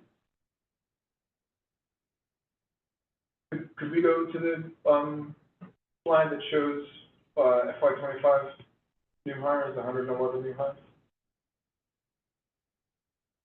So is this, yes, so, this, hires by certificate, I'm assuming that is just teachers, because that's 48, right? Yeah. Right, so just FYI, when we're showing dashboards, I looked at that and was like, why does it add to 111? There's something missing, but okay, so it's just the teachers. Wait, may I ask that clear, because I don't understand that and maybe my math is wrong, I'm tired. 73.5% of 111 is not 48, is it? That is for everyone. That's this number right here. The only breakdown for a certificate is teacher. Okay, so now I'm really confused. So we hired 48 new teachers for this year. FY '25. Yes. But if we look at what is 73 or 74% of 111, because that's more than 48, isn't it? That's 82. That's like I was saying, the one slide has teachers and the other slide has hires. Yeah, that's certified versus classified. Right, so certified staff could be a coordinator, certified teacher, correct? Exactly. Okay, so Hans, you're saying that the 111 is teachers for certified, but. No, I'm saying that the 48 of the certificate is teachers, right? 48 from the 111. Yes, 48 of the 111 is, So essentially, if we're doing the math, 73% of 111 is 80-something.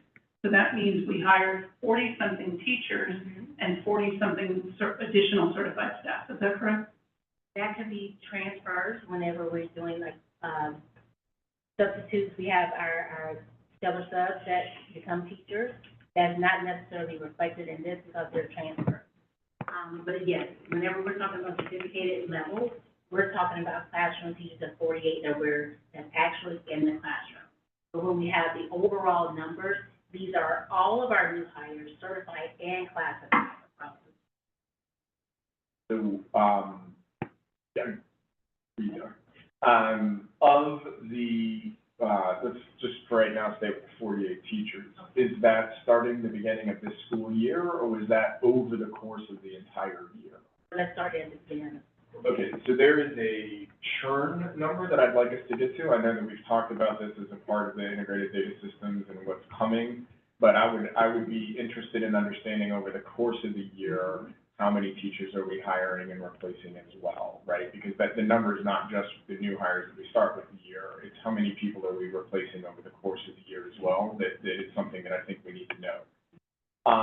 When we talk about, so can we go to the slide that shows the comparison between us and other districts? So, yeah, when we talk about retention here, I would like to know what our retention rates are separate from separations, because I think that's quite different. Somebody that's leaving not of their volition versus somebody that is leaving of their volition, much more concerned, obviously, of the folks that are leaving of their own volition. So if we could get those ratios, that would be helpful. We talked a little bit about some of the hypotheses for the reduced retention, but what stands out to me on this slide very, very, very loudly is that we had the largest percentage drop in retention of any of these schools in this district, and then we are only one of 3 that did not see a recovery in that retention. 1 of 4, I'm sorry. So 8 of the 12 up here saw a big recovery from a low 2023. We did not. And so that stands out to want to understand as well precisely what is going on there. In an example of this, obviously, Marietta saw a similar decline as us from 22 to 23, but they have broadly recovered. So what is different? Like how has that changed? And are we, please let me finish, and are we in general assuming that, and this is a reasonable assumption, by the way, I don't want to dismiss this, but in general, are we hoping that some of the changes that we've made with salary will impact some of these retention numbers? That might have been one of the things that was missing in our toolkit. And I was just gonna say, hopefully we'll get these questions by email, so that you have an opportunity to try to I'm giving a lot of stuff right now. all of these questions, like you discussed earlier. I think that's an important point to look at, is how Decatur was slightly flat and then others saw a little dip in recovery. I think the churn, I just throw it out there. I feel like we may get that data. We do look at week over week, kind of what those numbers look like. Just for everybody to noodle on, what is the difference between what we get like week over week and what you're asking for? Because we see positions that are vacant, how long they've been sitting vacant, when they've been filled. So, I mean, I wonder if that's what you're looking for, if there's something different. And then I think the other question might be for us to think on globally, what is the goal for retention rate here? It looks like, kind of looking at her numbers there, we kind of hang between the 85 to 90% retention rate. Looking at other districts, we're not drastically lower. We're not down in like the 60s or the 50s. And some attrition is expected, and some attrition is healthy. She said that we're going to lose some people because they move from one school to another, or they get promoted, or they move for family reasons, which is natural, or they have disciplinary actions and they need to move on. We need to lose them. So, I think, the question for us is, what are we looking for her to report to us that looks different from what we're seeing? Year over year, it looks like within some margin of error, it's kind of in the 80%, and she has a comparison here. I think your point is valid. You know, if you see a drop, you should want to see a recovery. But other than that, like, what are we looking for? So hold on, Mrs. Anderson. Just speaking to this, 10% is not an abnormal, typical for any major system, and not just system, but any kind of governmental agency, right? The national average was a 19% turnover last year, 24% the year before, all occupations across the board. Yeah, we're not all occupations, Sure. right? And so when we're looking at it, I think where we were in right around 1 or 2 percentage points around 90% is a pretty good baseline for us to get I'm to. sorry, say that again? Around 90%, the 1 or 2 percentage points around 90% was a good baseline for where we were. It puts us very much at the top of RISA. It makes us, that's comparable to Marietta or other similar sized systems. The reality is you can do a direct translation to career link, right? So if you're 10% of people per year, you're looking at roughly a 10-year career of people that are in the system. Like that's kind of the translation that it makes, right? So that I wouldn't be upset about. 84 is low. That's a drop, right? It puts us down with the comparable district.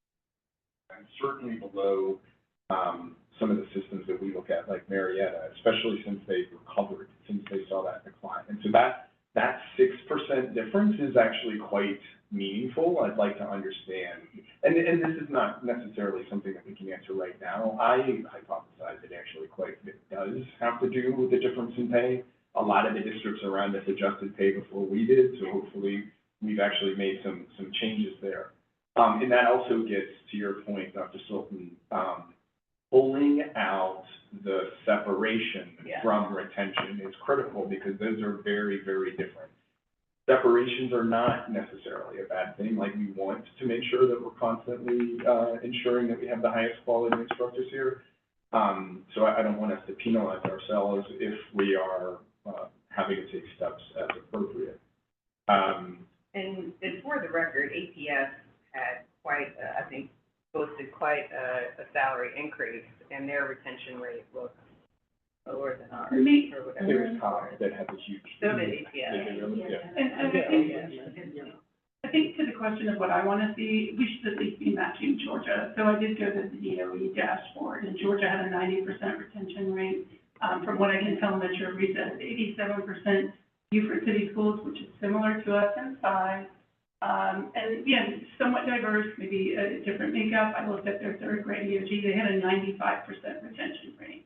Who did? Beaufort City is what I saw when I went to the GOE dashboard. But it does go back to a lot of, with the compensation, we had, like I said, we had one of the biggest increases in 1 year. And so when we're battling right in such a close proximity to other districts, we really do have to make a concerted effort to make sure that we do retain. A lot of times, if you see a higher salary, you may not understand what really comes with that salary. And we just really making sure that we are marketing our district in a way that really shows that we are a desirable district to stay in, and that our pay is comparable to the work that you do in this district. And your point that you made there, Ms. Walker, is absolutely critical. I actually disagree that we should match Georgia. If you have a rural district where the closest school system is 100 miles away, you're just not going to switch jobs. Yeah. When you are in the metro area and you can drive 10 minutes and be in a district, you're going to switch jobs. There's a reason why Metro Risa is lower than the state, and it's because it's harder to retain when you have opportunities that are very close. So I'd actually disagree that Georgia's the right metric, but I do think RISA is the right metric, and I very specifically think that some of the systems of similar size to us in the RISA are comparable. So, yeah, can I clarify the number, because I think that was the question, what number we wanted. So I was using Georgia's 90. I love Beaufort City. I'd love for it to reach 95%. Can I ask, so in the areas of growth, because we keep talking about compensation, which seems important, but I see two other data points on this slide. And so what are we doing regarding work-life balance in the form of support? And what are we doing, if this is a meaningful number, it's something something about staff that lack of trust with leaders. I will speak to the lack of trust with leaders. That is a performance management concern, and we won't have that conversation here publicly. As far as the other piece, you can take that, Mrs. Walker. As far as for the conference board, Well, I think I was just wondering, we're being presented with the three findings from the exit survey. I just wondered what we're doing with that strategically. what point did you want me to? Well, we're talking about the compensation, and I Okay. keep hearing that compensation, we're So assuming. if you Work-life balance. go back to the slide of the three areas I'm sorry. of, Slide 11, 41% of staff said this work-life one, balance. yes. Mm-hmm. So, number one, number two, and we're not going to talk about number three. So you can take number one. Well, of course, when we're talking about compensation, we are definitely moving our strategic plan and looking at compensation reform. You know, that starts around our October, November, looking at that for the strategic plan. And then work-life balance. I mean, that's one of those things you really have to reflect of what is truly work-life balance for that individual.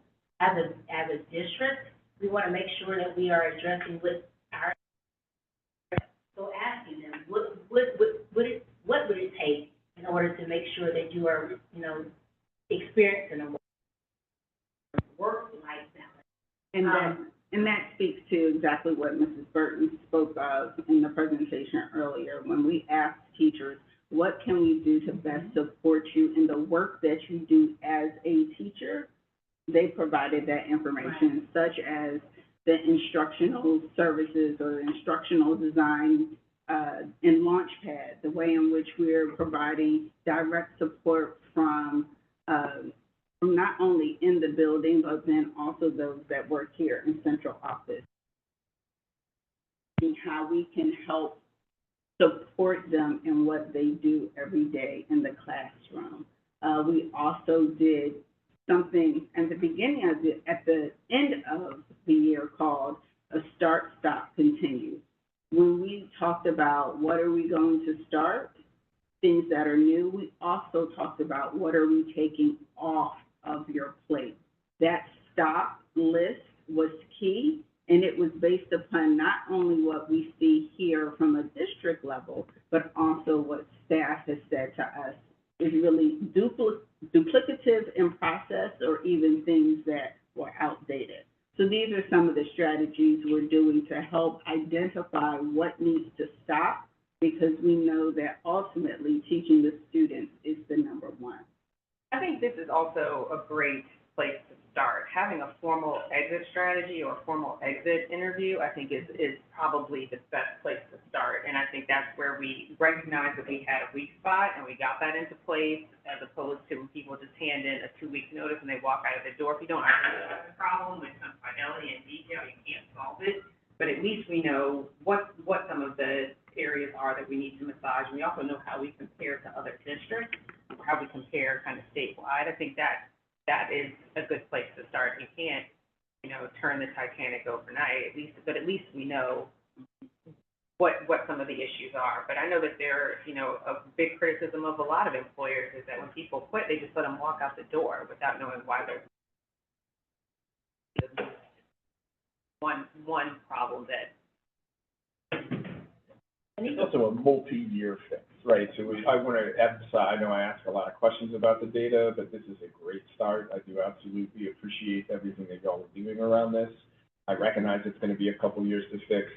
And I think to Dr. Sultan's point right there, you can actually wreck things by yanking levers too quickly here. So very much appreciate that we're being deliberative and data forward in the way that we evaluate. Even with the surveys, it comes with executive coaching as well. And so when we're looking at these results, it's always a tool for us to make sure that we're combating the issues going forward.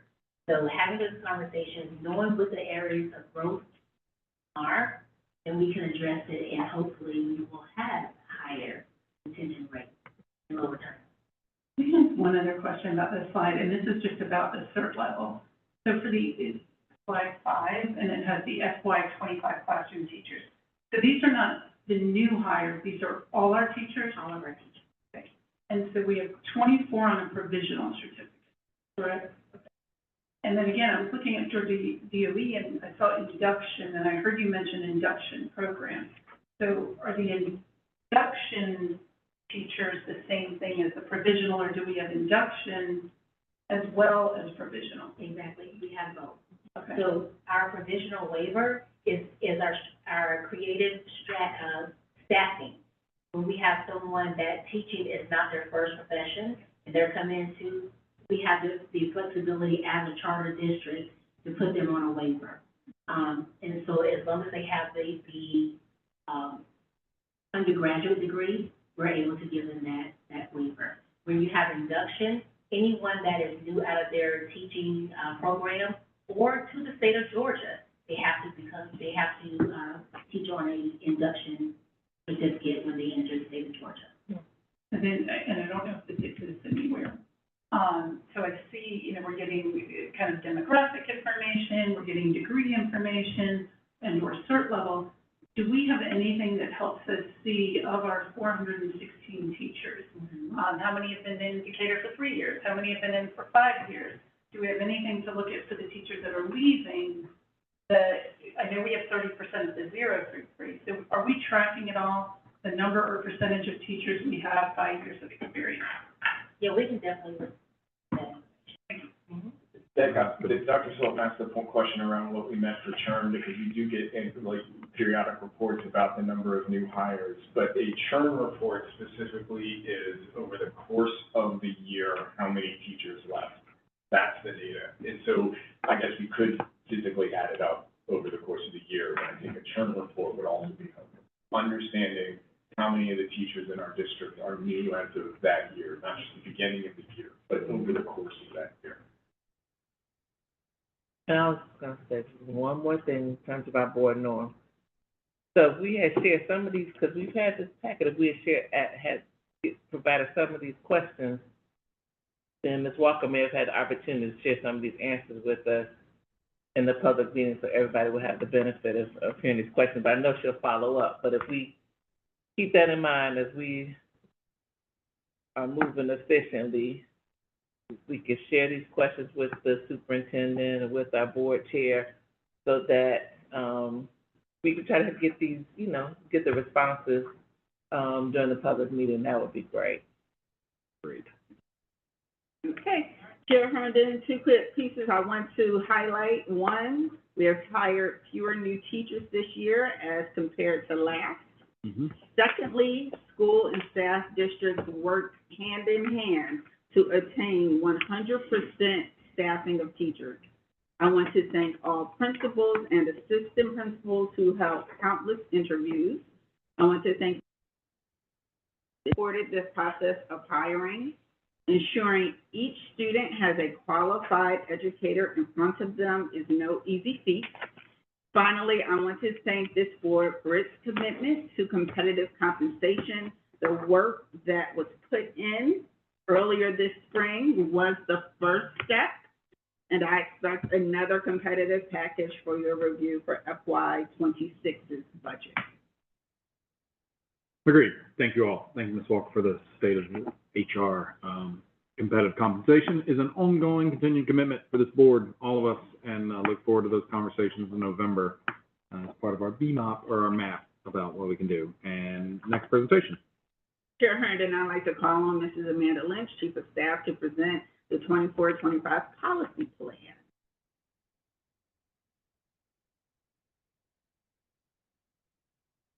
As finished the other presentation. In the meantime, good afternoon, Board Chair Herndon, Vice Chair Sultan, esteemed members of the board, and Superintendent Dr. Jima Whitaker. As my presentation comes up, I will let you know that as the Board of Education, you serve as the governing body that establishes the policies to be implemented in the operation of our schools here in City Schools of Decatur. Today, I am excited to share our policy plan for the 2024-2025 school year. The 2024-2025 policy plan advances our strategic accelerators on organizational effectiveness and excellence. It is also aligned with Policy BD. Policy BD authorizes the superintendent to establish administrative procedures around developing and revising policy. Yes, even policy development has a policy governing it. Last school year, the board adopted 13 new policies. This followed the 22-23 school year, in which the board shifted to adopting policy aligned with the Georgia School Boards Association. During the 22-23 school year, so 2 years ago, the CSB board adopted approximately 80 policies, most of which were the required policies by the state. Last year, the 23-24 school year, we conducted a policy audit. This was an environmental scan of 5 districts selected for their proximity, such as DeKalb, Fulton, and Henry counties, and or likeness to CSB, such as Lee County, or both, such as Marietta City Schools. We examined policies that these comparative districts had in place, and we did not. We also sought to prioritize policies based on those that advanced our strategic plan, such as policy BAC, equity.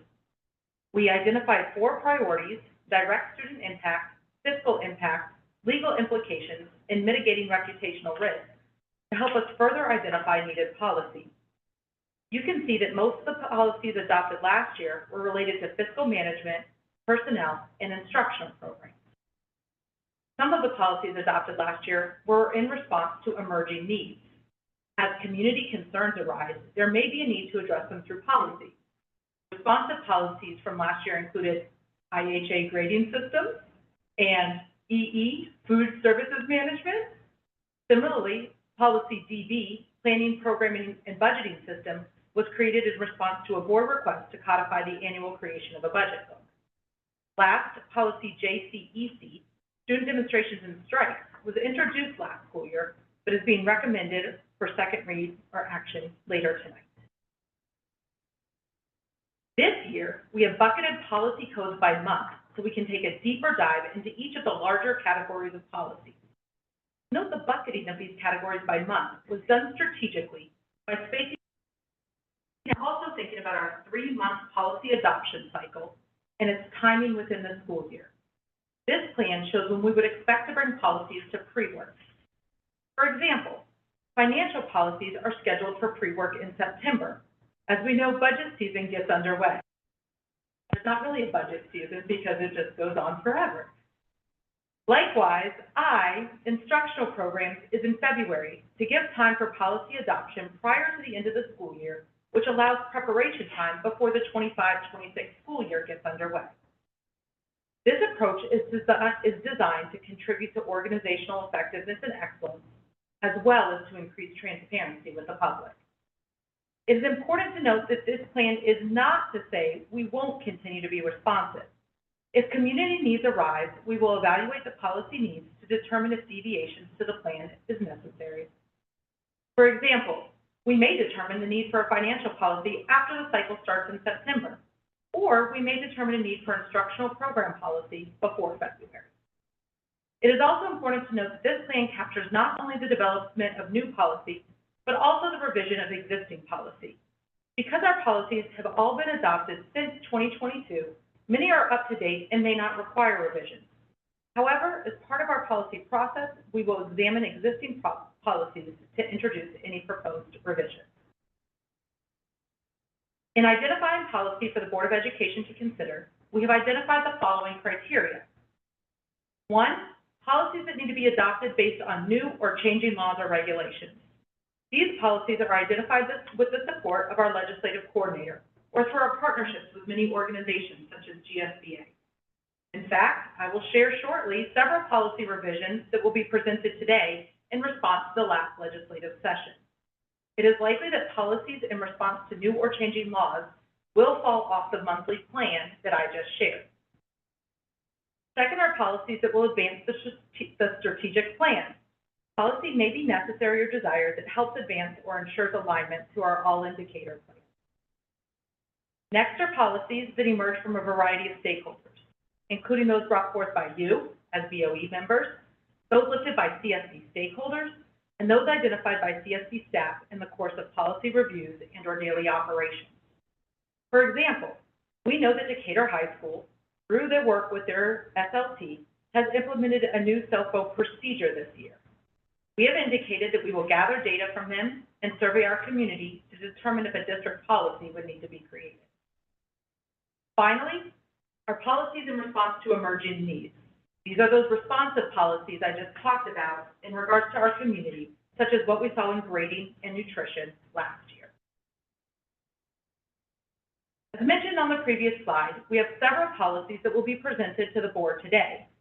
4 policies, GARHB, paid parental leave, EDC, transportation safety, GCRA1, drug screening of bus drivers, and JGCD, medication, those are in the box there, were revised in response to the last legislative session. They will be presented for first read this evening and subsequently available for public comment. Policy JCEC, student strikes and demonstrations, was presented for first read in June and will be considered for action during the regular board meeting tonight. On to the bullets. Listed on this slide are sample new policies identified by executive cabinet and staff for board consideration this year. Through these sample policies, you can see policies focused on student and instructional programs, such as JD, student discipline, or IDDF, multi-tiered systems of support. We know that that's been a focus, and so it's something that we would like to address through policy. You can also see finance, such as DJE purchasing, safety, such as EBB and EBBF on safety and safety inspections, policies that address staff, such as GAG, staff conflict of interest, policies that address operations and community relations, such as BBFA, local school councils, and LE, school community organizations relations. As the board discussed in June, policy JCDAF, use of electronic devices by students, may also be considered. As I shared earlier, Decatur High School is implementing its new cell phone procedures. We will partner with the school to collect data on this implementation, which could include quantitative data, such as discipline referrals, and qualitative data from teacher and student experience. We will share research and policies being implemented locally and nationally. We may determine it would be helpful to conduct a community survey to collect student, family, and staff input. All this data will help inform if the board would like to move beyond the new DHS procedures to develop district policy on electronic devices. Again, these are sample new policies. As we prepare for policy discussion and pre-work meetings each month, aligned to the calendar shared earlier, staff will work to identify any additional needed policies for development and/or revision for the board to consider. We are looking forward to working with you this year to develop and revise policies that will help advance our strategic plan and ensure that all truly means all. Any questions? You're not. All right. Board of Education basically has 3 main functions: budget, policy, and oversight of me. We've updated our communication and working on to reflect how new policies are introduced that are not a part of the plan that you've seen. It's my desire that through policy, we will continue to codify the vision and mission of the city schools of Decatur. Excellent. Thank you, Mrs. Lynch. The new policy pre-work calendar seems timely along the rhythm of the school year, so thank you. And you have another item? Yes, Ms. Lynch will remain for the recommendation of 4 policies for first read. As you heard in my last presentation, today we have 4 policies on the agenda for work session. These policies are revisions to existing policies and are in response to changes in law from the last legislative session. They are being presented for first read and, if approved for first read, will be available for public comment through Assembly. First is policy GARHB, paid parental leave. This policy was revised to increase the time for paid parental leave from 120 to 240 hours in response to House Bill 1010. Is there any discussion, or may I read the recommendation? May I read the recommendation? The recommendation being made is that City Schools of Decatur Board of Education accept policy GARHB, paid parental leave, for first read. Yeah, sounds good. We don't need to vote on that. No, okay. Second is policy EDC, transportation safety. This policy was revised to change language from bus drivers to authorized drivers in response to HB 51, which authorizes local board of education to use vehicles other than school buses to transport students. A definition of authorized drivers is also included. May I read the recommendation? Yes, please. The recommendation being made is that City Schools of Decatur Board of Education accept policy EDC, transportation safety, for first read. Yes. Third is policy GCRA1, drug screening of bus drivers. This policy was revised also in response to HB 51. It adds language to include drug screening for other authorized drivers as well. The recommendation being made is that City Schools of Decatur Board of Education accept policy GCRA1, drug screening of bus drivers, for first read. Good, last one? And last is policy JGCD, medication. This policy was revised to add language to allow nurses or employees to administer opioid antagonists to students suspected of opioid overdose. It also includes some other revisions for clarity, such as referencing the Student Code of Conduct for medication guidelines. The recommendation being made is that City Schools of Decatur Board of Education accept policy JGCD, medication, for first read. Thank you. Yeah, thank you, Ms. Lynch. I think sending those all out so that we can look over the red line and send you any questions ourselves is an excellent way to go about this. Yeah. All right, thank you. Appreciate it. All right, that actually concludes our work session. We will return at, yep. If I could, before we adjourn, Sure. I just want to, with respect, I want to reference Dr. Johnson Davis's request that we provide some of these questions in advance. This may be for my own clarity. I do understand that policy to have existed for board meetings.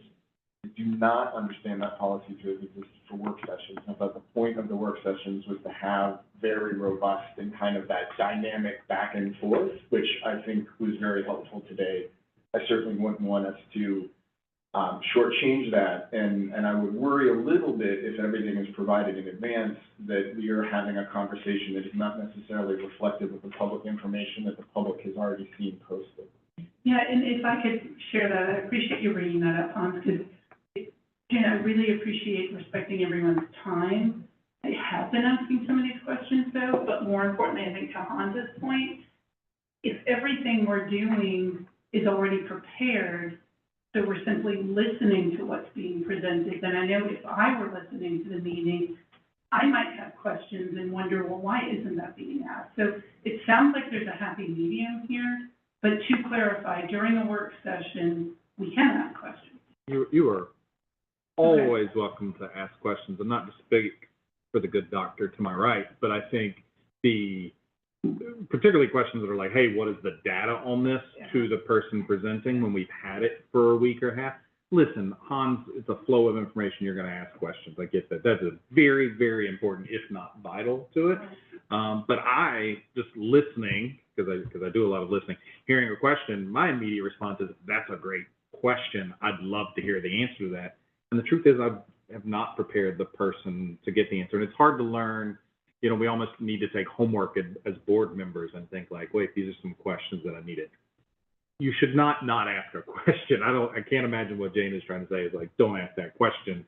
Like, it's going to occur to you. Like, you're a teacher, you're reading through and you're like, ooh, this just popped up. That's great. But the more we as a board can come up with those questions and present them to Adina, the answer before, the better she'll do. That will present the board. I think that's what I would like to communicate. That's exactly it. And I think that if there were things that would be helpful for the community to see that you thought could have been added to those slides, we all benefit from it. And I think that maybe some of those things you already knew could have been on the slides before this presentation. And so it's not that. I think you're going to have questions, Yeah, and they're always good questions. But I mean, if if the presentation could have been more robust or better or answered some unanswered questions, then why not give the, district the opportunity to address those? In this specific case, I think some of those questions can't get answered until those new data systems are in place, and so it's more just like definitively reinforcing that we're gonna wanna see that when that's available, but, yeah, I understand. I think, yeah, exactly. I can take that feedback. Thank you. Okay. Excellent. Now we will adjourn. We will return at 5 p.m. to begin. We'll now call this meeting to order at 5 p.m. We ask those who silence your cell phones at this time. We'll begin with a moment of silence, followed by the Pledge of Allegiance. At this time, I ask that everyone join me in a moment of silent reflection.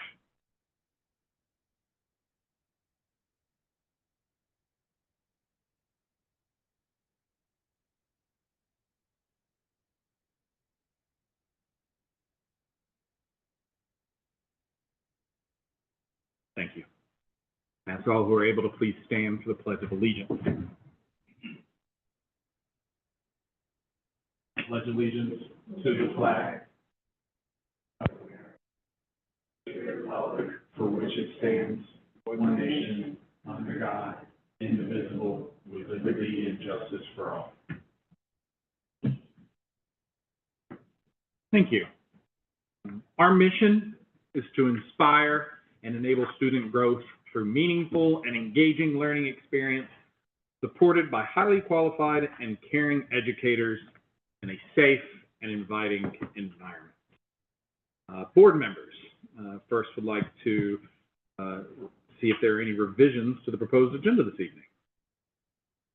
No. Hearing none, do I have a motion to approve today's agenda? I move to approve today's agenda. Thank you, Ms. Johnson Davis. Do I have a second? Second? Second, Mr. Oates. Any discussion? All those in favor, please say aye. Aye. Motion to approve the agenda carries unanimously. Next agenda item is the approval of minutes from our previous board meeting and hearings. Do I have a motion to approve June's regular board minutes?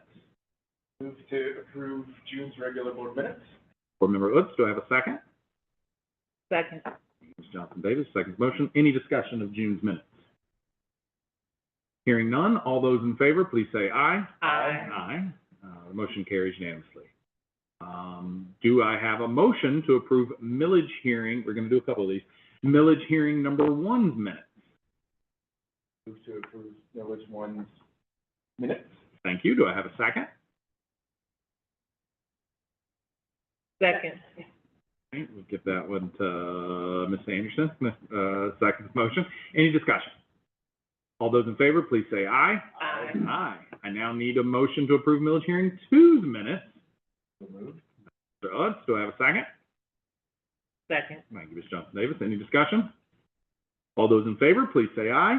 Aye. Carries unanimously. Guess what? Do I have a motion to approve millage hearing number 3's minutes? So moved. Thank you, Mr. Utz. Do I have a second? Second. Thank you, Ms. Anderson. Second motion. Any discussion?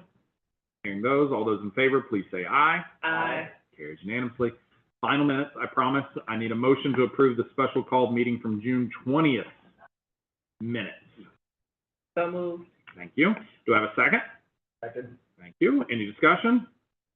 All those in favor, please say aye. Aye. Woo, all right. We have approved all of our minutes. Dr. Whitaker, it is a special day in the city schools of Decatur. As the Decatur High School senior, Sophia D'Elena takes her oath of office as the student representative on the Board of Education. Yes, Chair Herndon, I would like to call on Mr. Bob Wilson, legal counsel for the City Schools of Decatur, and Ms. Sophia D'Elena. Mr. Wilson, please administer the oath to Sophia.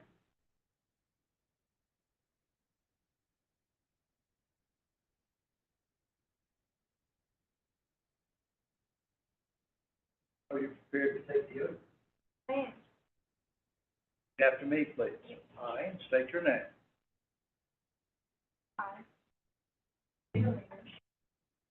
Having been duly elected Having been duly elected to the position of Student Board of Education Representative to the position of Student Board of Education solemnly swear solemnly swear that I will execute the duties of the position that I will execute the duties of the position to the best of my ability, to the best of my ability, that I am a resident of the state of Georgia, that I am a resident of the state of Georgia, DeKalb County, DeKalb County, and the city of Decatur, and the city of, that I am a in Decatur High School that I am a student enrolled in Decatur High School of the City Schools of Decatur, of the City Schools of Decatur, that I am otherwise qualified to hold that I am otherwise qualified to hold this office according to the Board of Education regulations, this office according to the Board of Education, that I will do my best that I will do my best to represent the interests of my fellow students to represent the interests of my fellow students of the City Schools of Decatur, of the City Schools of Decatur, and that I will support and that I will support the Constitution of the United States the Constitution of the United States and of Georgia, and of Georgia, and the laws related thereto. and the laws related to thereto. Let me get you to sign here, please.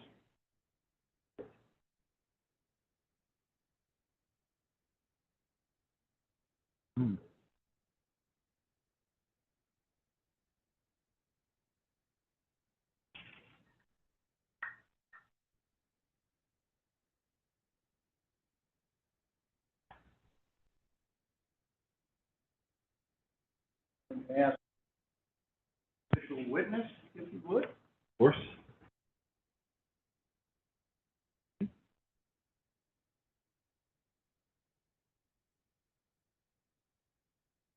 Thirteen. Want me to get it notarized?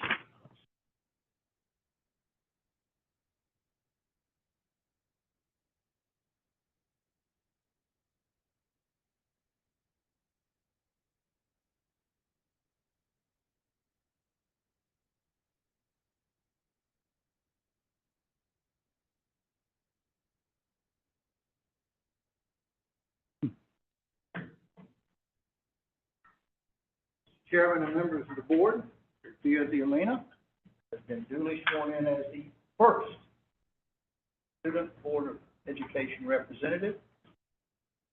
I'd like to make some remarks. I just want to say that I am so grateful for this experience. I know that I'm the first Board of Education student representative, but there are going to be countless student voices behind me. I already have me, but, you know, over the years, we're going to have so many voices, so many different voices, and I'm just so excited to see that change. I'm also very grateful that I'm, you know, paving the way for this role and shaping what it's going to be, and I'm beyond excited. So, yeah.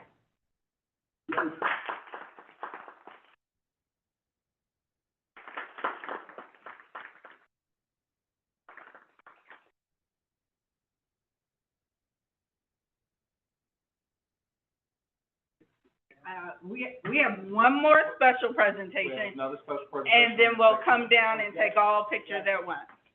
All right.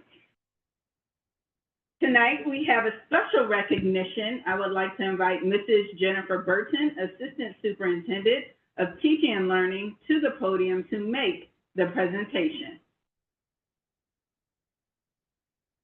Alicia Reno teaches 3rd, 4th, and 5th grade STEM at Cali Street Upper Elementary School. Alicia was selected as our 2024 City Schools of Decatur Teacher of the Year. She then went on to the state and was selected as a top 10 finalist for Georgia Teacher of the Year. That is top 10 out of 120,000 Georgia teachers. After multiple days and interviews, Alicia was selected as the first runner-up for Georgia State Teacher of the Year. She now serves on several committees, including the State Superintendent's Advisory Council, the Georgia Teacher of the Year Association, the Educational Policy Fellowship Program through the Georgia Partnership for Excellence in Education, and an ex officio board member of the Georgia Foundation for Public Education. We will also present Cali's Electric House project at the National Science Teachers Association National Conference in November. Alicia, we are honored to have you in the City Schools of Decatur. Congratulations.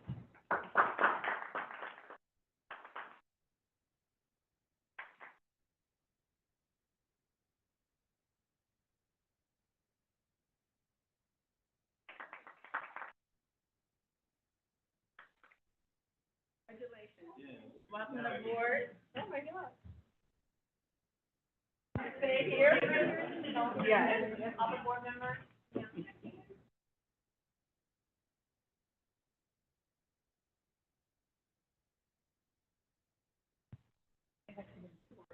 Yeah. There you go.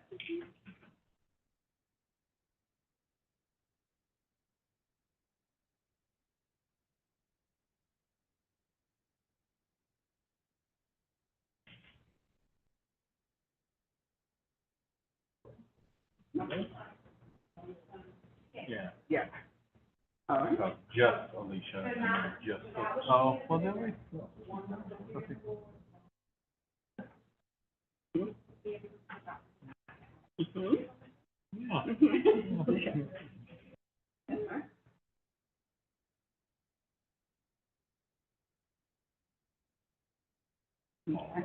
All right. Now, Sophia. Sophie, you can come back up.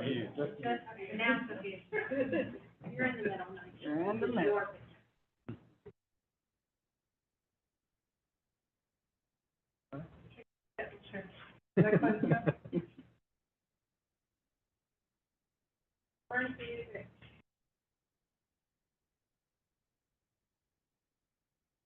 All right. All right.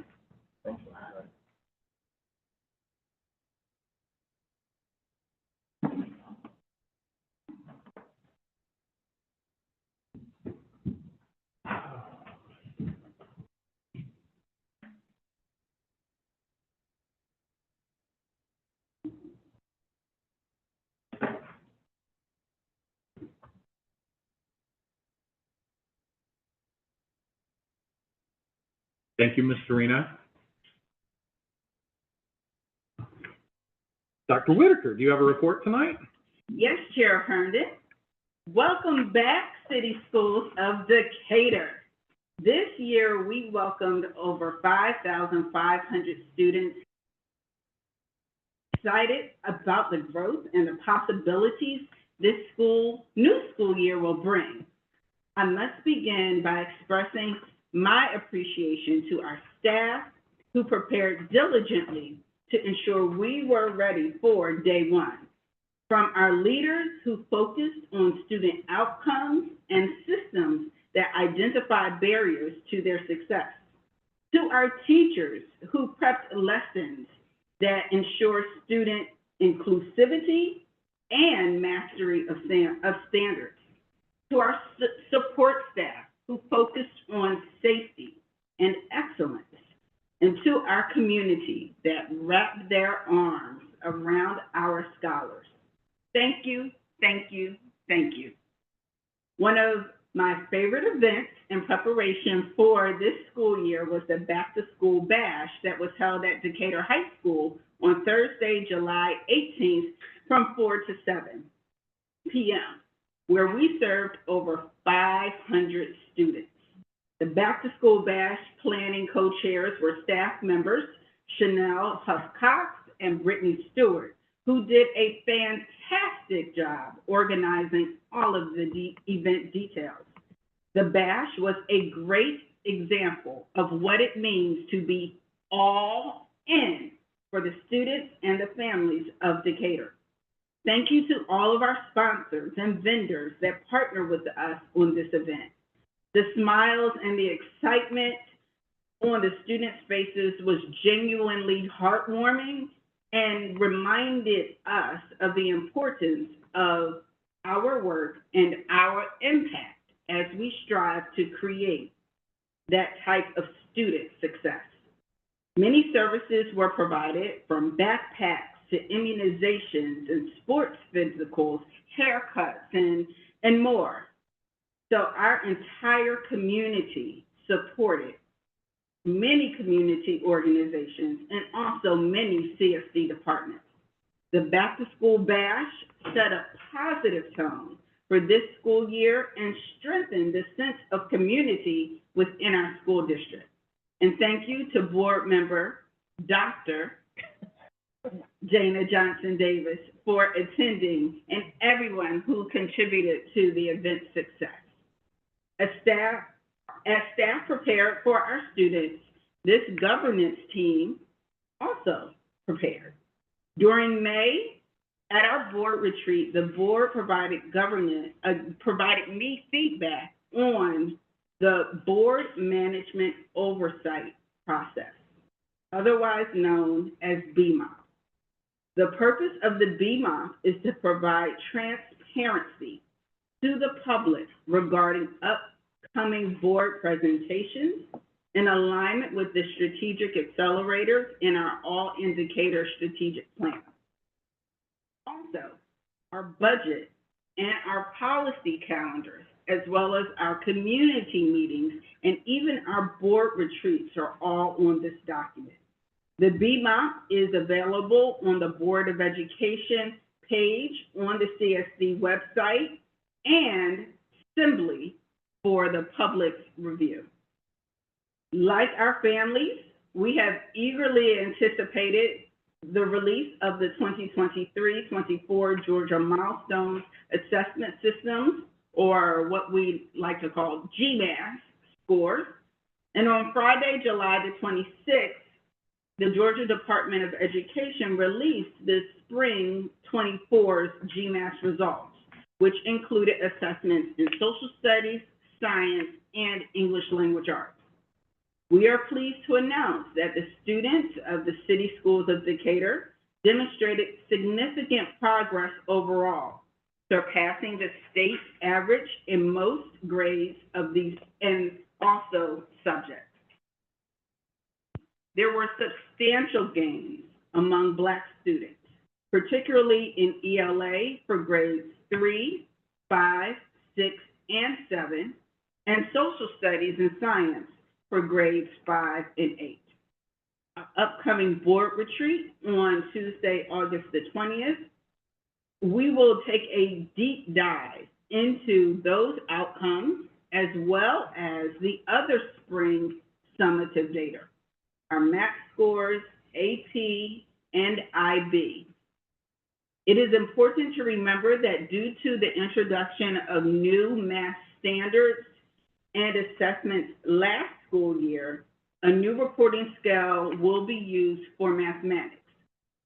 Consequently, the results of the mathematics end of course algebra assessments are not yet available. The state anticipates being able to release that in September.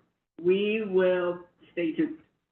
This summer, we also received news that the State Board of Education approved a one-time $1,000 custodian supplement. The supplement recognized the increased services in order to maintain clean and safe environments for our students and staff.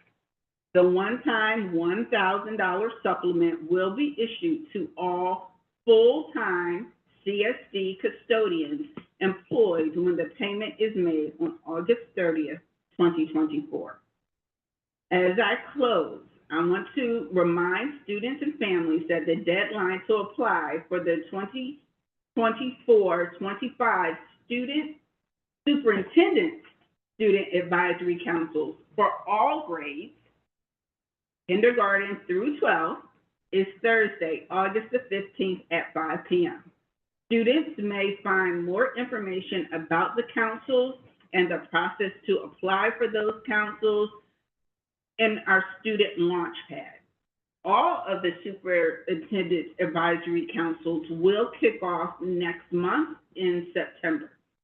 This year, the PTO council will expand to include Decatur Performs, as well as our Decatur athletic booster. Finally, I must congratulate Claire, the Claremont mascot, the winner of this year's first mascot race during the opening DHS football game. What a fun way to start the season. Another first this year will be the launch of my Soup with the Soup, which will begin with College Heights. This monthly event, yes, where I will actually serve soup. In the summer, it'll probably be strawberry soup because it's still 90 degrees. Right. But still, we will have soup. It allows me to engage more informally with the staff, and it will be held throughout the academic year. Additionally, I will host 3 listening sessions this fall. The first will be held virtually on October the 14th. The second session will be in person on October the 23rd at Talley Street Elementary. And I will host a listening session on the 29th of October at the Decatur Housing Authority Community Resource Center. Chair Herndon, that completes my report. Thank you, Dr. Whitaker. On behalf of the board, we are pleased to welcome back our students and school community for the 24-25 academic year. We share in the excitement of the new beginnings and eagerly anticipate all the enriching experiences that lie ahead for our students. And so far, it seems the year is off to a fantastic start. In addition to the success of the first 2 weeks, today marks a significant and historic occasion for the City Schools of Decatur and the state of Georgia. We are pleased to officially welcome Decatur High School senior Sophie Delana as the first student representative to the Board of Education. Following her oath-taking at this board meeting, she is now a member of the board. Additionally, I want to acknowledge this year's Student Board Representative Apprentice, Ms. Nia Batra.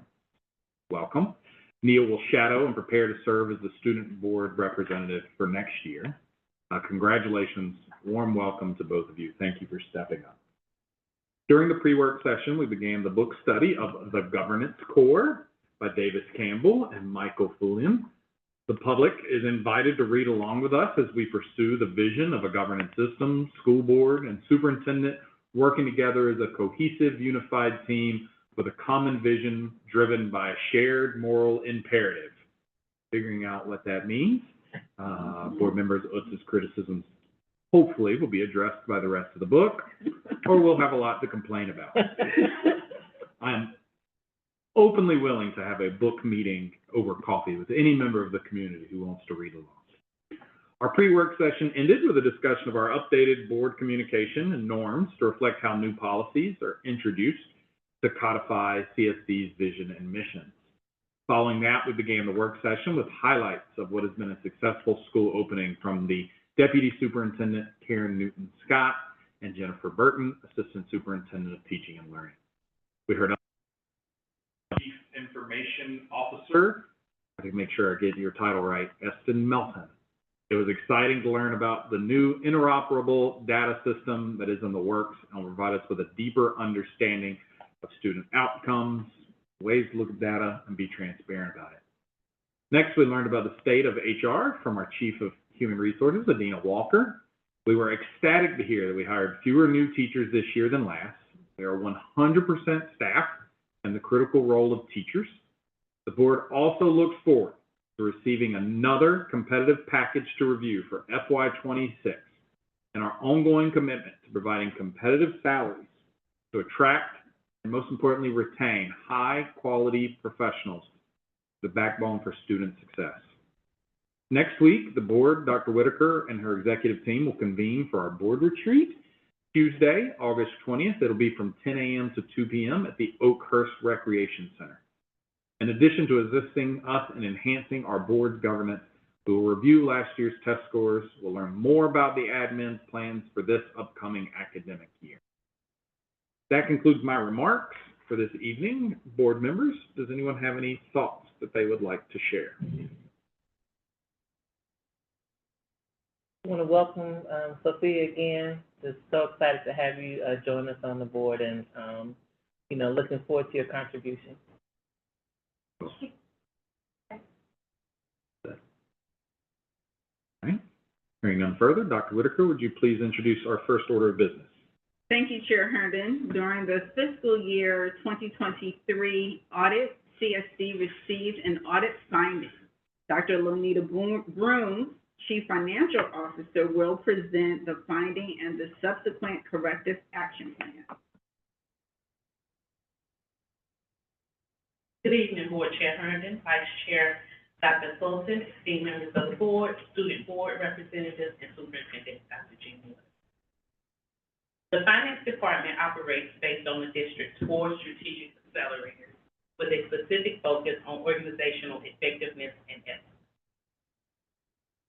During the fiscal year 2023 audit, the district received audit finding 2023-001, which specifies that internal controls were not sufficient to detect misstatements in the reporting of the school district's intergovernmental receivable and revenue associated with certain funding arrangements. The board was notified of the possible audit finding on December 22nd, 2023. After the finding was confirmed by the auditor, the board was advised of the corrective action plans that will be incorporated into the financial operations to prevent further audit findings of this nature on February the 2nd and 9th. On February 20th, the district auditor, Malden and Jenkins, presented the audit results and the audit findings.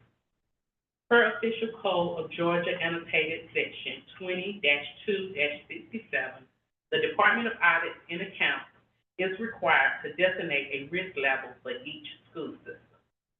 The school systems with irregularities or budget deficits reported for 1 or 2 consecutive years are classified as moderate risk. With this designation, the superintendent is required to submit to the State Board of Education a detailed corrective action plan, which shall include detailed and specific changes to the internal control structure of the school system that are designed to reduce the risk status of the district from moderate risk. The corrective action plan is required to be presented to the Board of Education at a regular board meeting, approved and signed by the majority of the board. In December 2023, the Board of Education approved the addition of a comptroller position to the Finance Department to assist with internal controls. The Finance Department incorporated the corrective action plan into the financial operations effective fiscal year 2024. The corrective audit plan includes collaboration, checks and balances, and segregation of duties between the Chief Financial Officer, Comptroller, and Financial Coordinator. The Finance Department has created a spreadsheet to track grant revenue award and the reimbursement request. The spreadsheet will document the awarded amount, amount requested for reimbursement, amount received, and dates received. The CFO, Comptroller, and Financial Coordinator will all have specific roles in ensuring the actual revenue posted to the general ledger with the state report. Quarterly, the amount of grant revenue received will be reconciled with the state payment advice. I will be happy to respond to any questions or provide clarification as needed.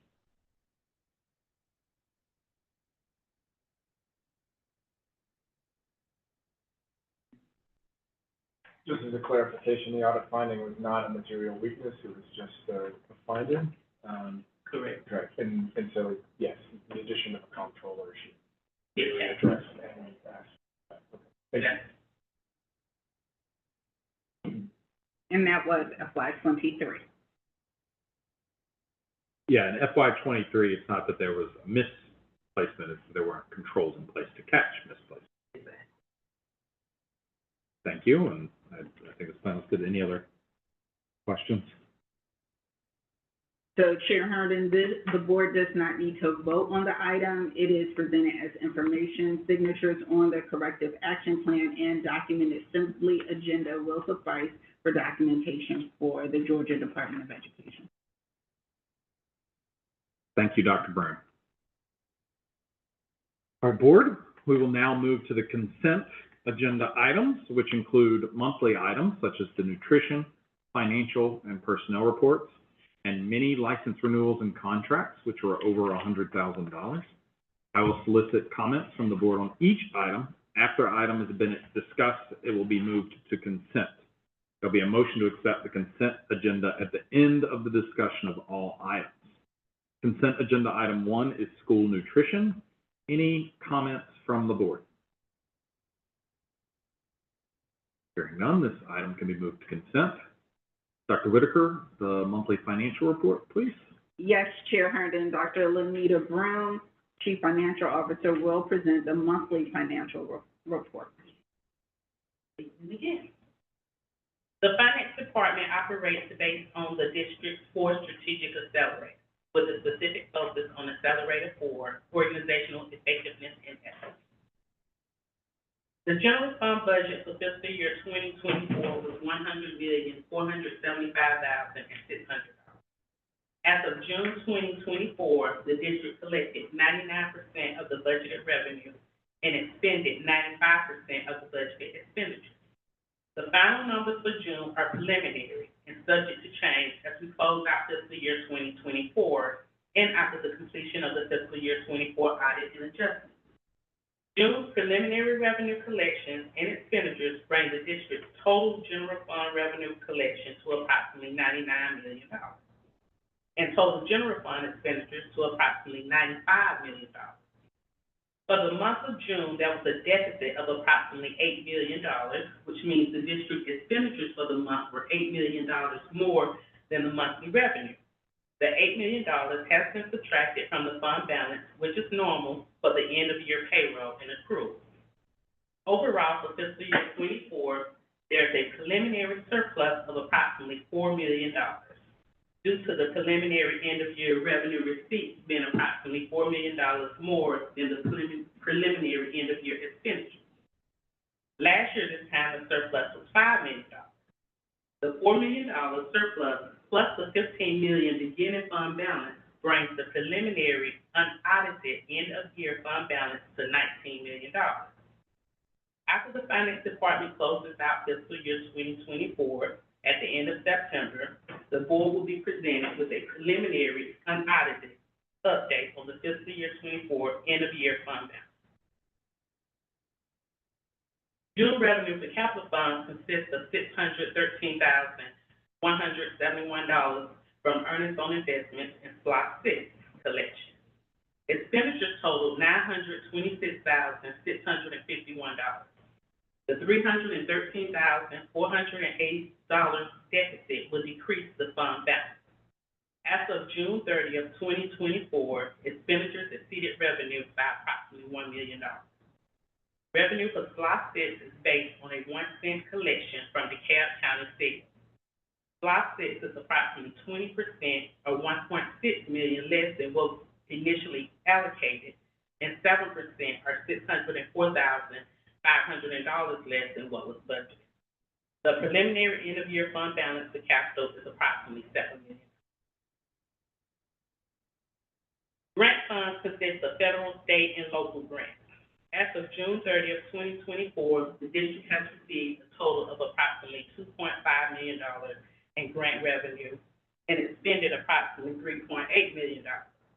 The majority of the district grants are reimbursements, meaning funds must be spent before being reimbursed. All grants are budget neutral. The Finance Department has submitted reimbursement requests and closed out all grants with an expiration date of June 30th, 2024.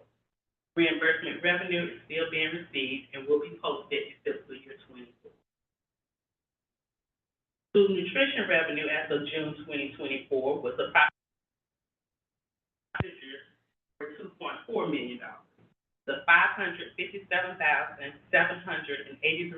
surplus of revenue will increase the fund balance. School nutrition's preliminary end-of-year fund balance is approximately $2 million.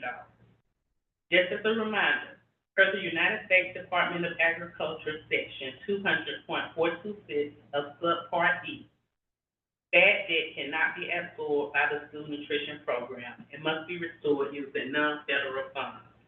These funds may come from the general fund, school or community organizations, donations, federal source.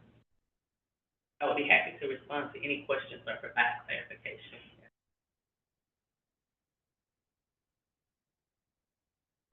Just a quick question on nutrition. Are we yet at the point where we are able to include all nutrition-related expenses in the nutrition fund, or is that still to be done?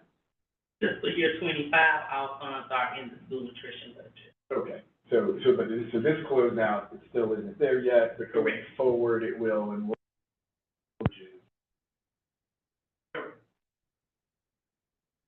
Can you, explain again, or just go over the numbers from the deficit from the capital?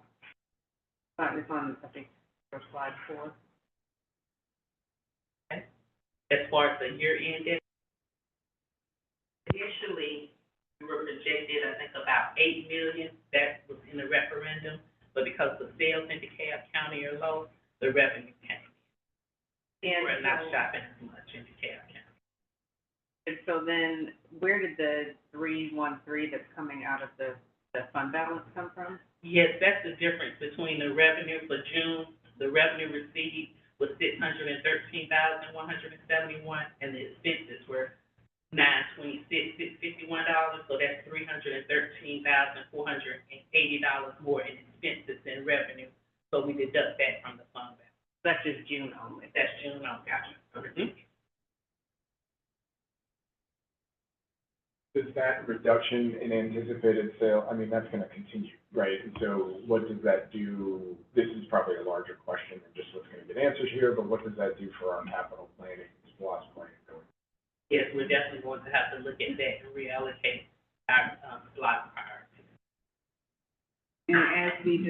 And as we discussed a little earlier today about our enterprise system, that would be something that we would prioritize to still come out of the box.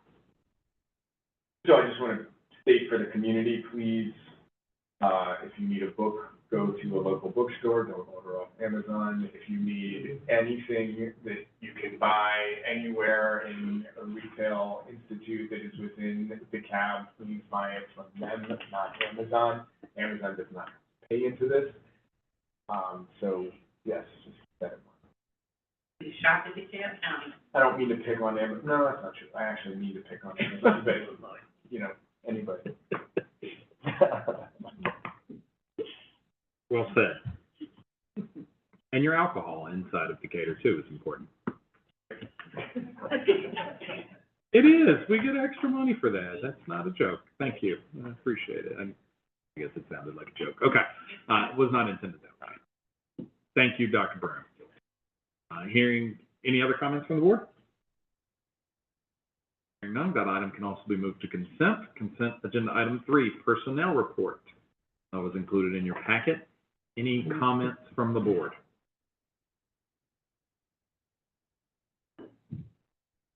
Hearing none, this item can be moved to consent.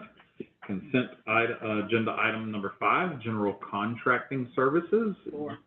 4? Did I skip 4? Oh yeah, that was right there. Apologize. Consent agenda item 4, Earth Care Landscaping, RFP 21-001. Any comments from the board? All right, item can be moved to consent. Consent agenda item 5 now is the General Contracting Services, or GCS. That's from our RFP 21-006. Any comments from the board? Hearing none, this item can be moved to consent. Number 6 is Environmental Service Partners. Any comments from the board? Hearing none, we'll move on to item number 7, which is the J2 Connect, Inc. Any comments from the board? Hearing none, this item can be moved to consent. We got to get through 17 tonight, so buckle up. Consent item 8, KEG Plumbing and Mechanical, Inc. Any comments from the board? Hearing none, this item can be moved to consent. Consent item number 9, Max Air Mechanical, LLC. Any comments from the board? Hearing none, this item can be moved to consent. Consent item 10, Mechanical Services, Inc. Any comments from the board? Hearing none, move to consent. Item 11, RB Communication, Inc. Any comment from the board? This item can be moved to consent. Consent item 12 is Cliffs Fire Extinguisher Company. Any comments from the board? Hearing none, this item can move to agenda. Agenda item number 13 is for electrical contractor, RFP 23006. Any comments from the board? Hearing none, this agenda item can be moved to consent. Number 14 is our Infinite Campus license through Sole Source. Any comments from the board? Hearing none, this item can move to consent. Agenda item number 15 is our Renaissance Learning license, also through Sole Source. Any comments from the board? Item can be moved to consent. Agenda item number 16 is our EL Education through Sole Source. Any comment from the board? Item can be moved to consent. And finally, agenda item number 17, Communities in School through Sole Source. Any comments from the board? Yeah, I just had a few questions, because it sounds awesome, and if I remember, there are 3 school sites. Do we have a number of students that will be serviced? That's not in the contract, no. They have it's actually more than, so it's 4 schools. Okay. But there are 3 individuals that are assigned. So basically, Claremont and Tally share a person, and their workloads are dependent upon the needs in the building. So they are gathering that information based upon who was enrolled this year. And then one final question, will that, any, information be included regarding, communities and schools with our BMOP? Yes, it's located, I believe, in February again. It's already on there. Thank you. Mhm. Yeah, that's a good point. I mean, the February minute, let's have a great conversation from that about community schools and the role they're playing. Mhm. Hearing no additional comments, we'll move that item to consent.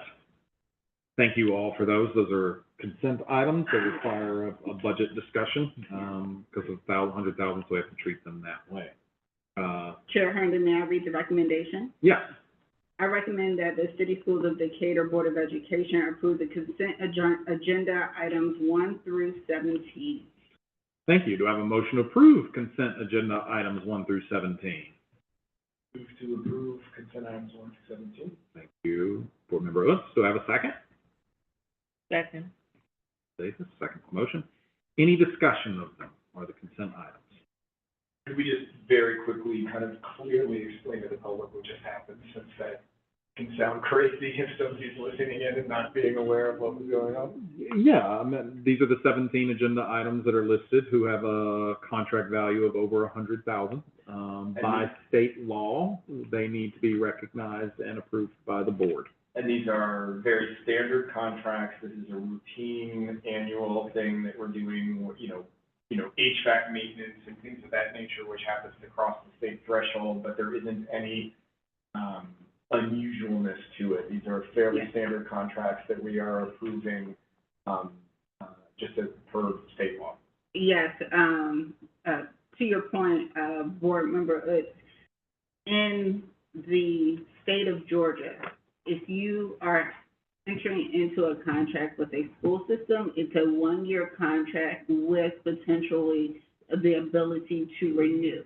And oftentimes, it could be a 5-year renewal, and every year, that annual renewal, which exceeds $100,000, should be brought before the board once again with the option to renew. So if you look in each one of those items, it says this is a part of 5-year, the 2 out of 4 as far as the year of renewal. But this is something that should be brought to this board for any of these licenses, and that would be sole source or a regular RFP, and that's why the actual board agenda stated that explicitly.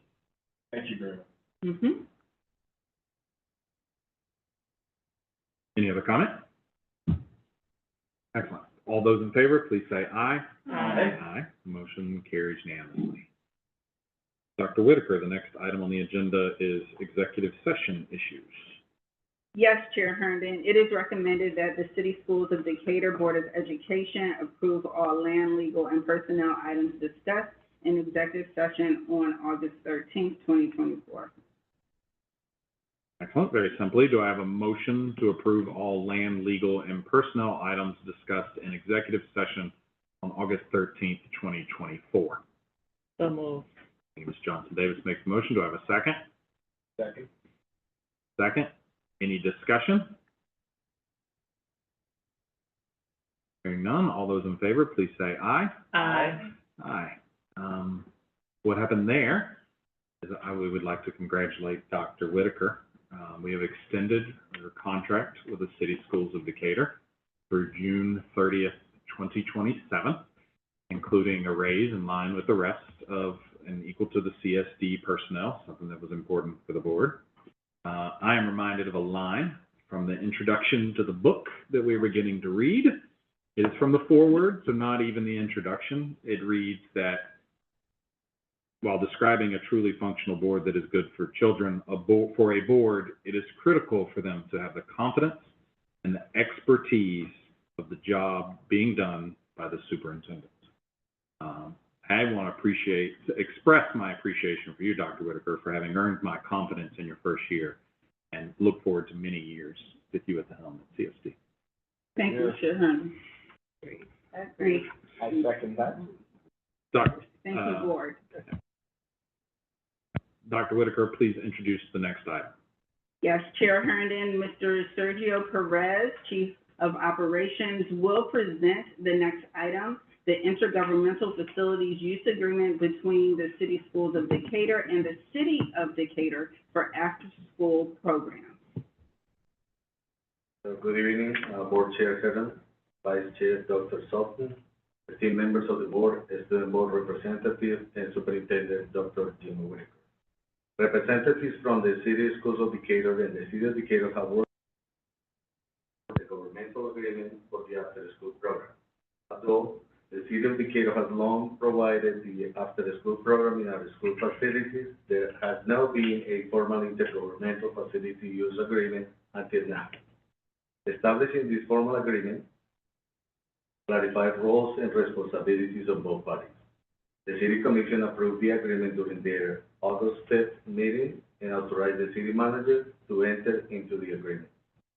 It is recommended that the City Schools of Decatur Board of Education grants authority to the superintendent to execute an intergovernmental facility use agreement with the City of Decatur for the after-school programs at the elementary schools in the City Schools of Decatur, subject to review by Wilson, Martin, and Down.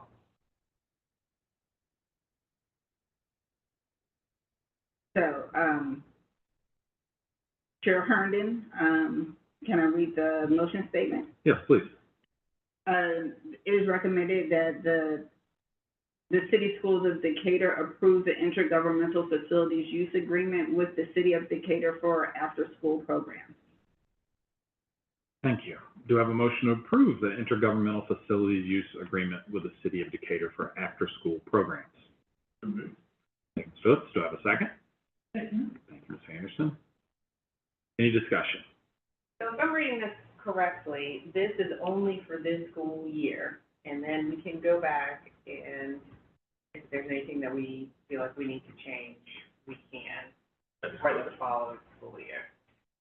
That is correct. And if I'm reading this MOU correctly, this may be a question for the legal team. If there is an incident that happens with the after-school program, is it the city's job to report it to us after they do an investigation of what happened, or do they just report to us and then we together figure out what happened? Anything, a child falls and breaks a bone or has... Their job to report it to us immediately. Okay. So that we are aware of it. They will, if there's something that has to be inquired into and it involves an employee, that would be their employee. They will have to investigate it, and then if it's a firm, they will bring that to us. I want to thank Mr. President, and Dr. Whitaker. I know it's been a stated priority of this elected body to professionalize our intergovernmental agreements for reasons of mutual liability, shared expenses, and a raft of other reasons why we should step forward into the modern world. And so thank you for bringing this forward to us, and we look very much forward to all the more MOUs that we're going to be putting in place. Thank you. That's like, the things that were added to MOU, the after-school program is such a part of the culture, particularly of our lower elementaries, you know, animal crackers and all that sort of stuff, and a few changes that I just want to point out to the public or whatever. So the guaranteed enrollment for at least 5 students of full-time CSD employees for each elementary site. This is expressed and important for teachers who want to be able to plan and know that they'll have a spot. That was great.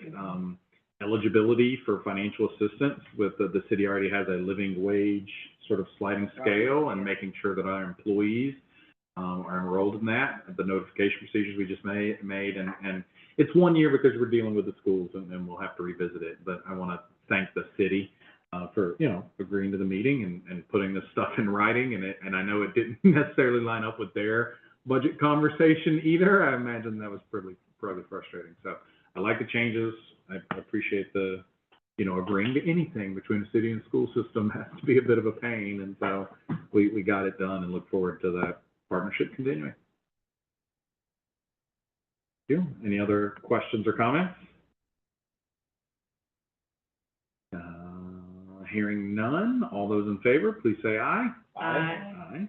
Motion carries unanimously. Thank you, Ms. Perez. We'll move on to our policy discussion.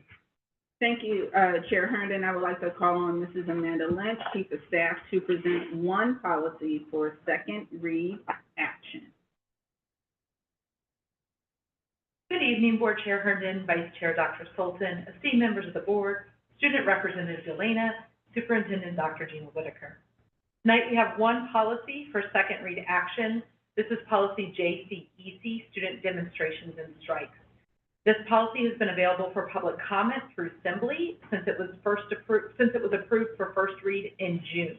No comments were received. May I read the recommendation? Yes, please. I recommend the City Schools of Decatur Board of Education approve policy JCEC, Student Demonstrations and Strikes for action.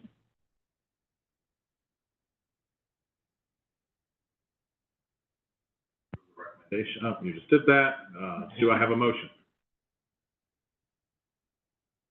I have a second. Okay, Yes. so moved. So moved, Ms. Johnson. Do I have a second? Second. All right, any discussion?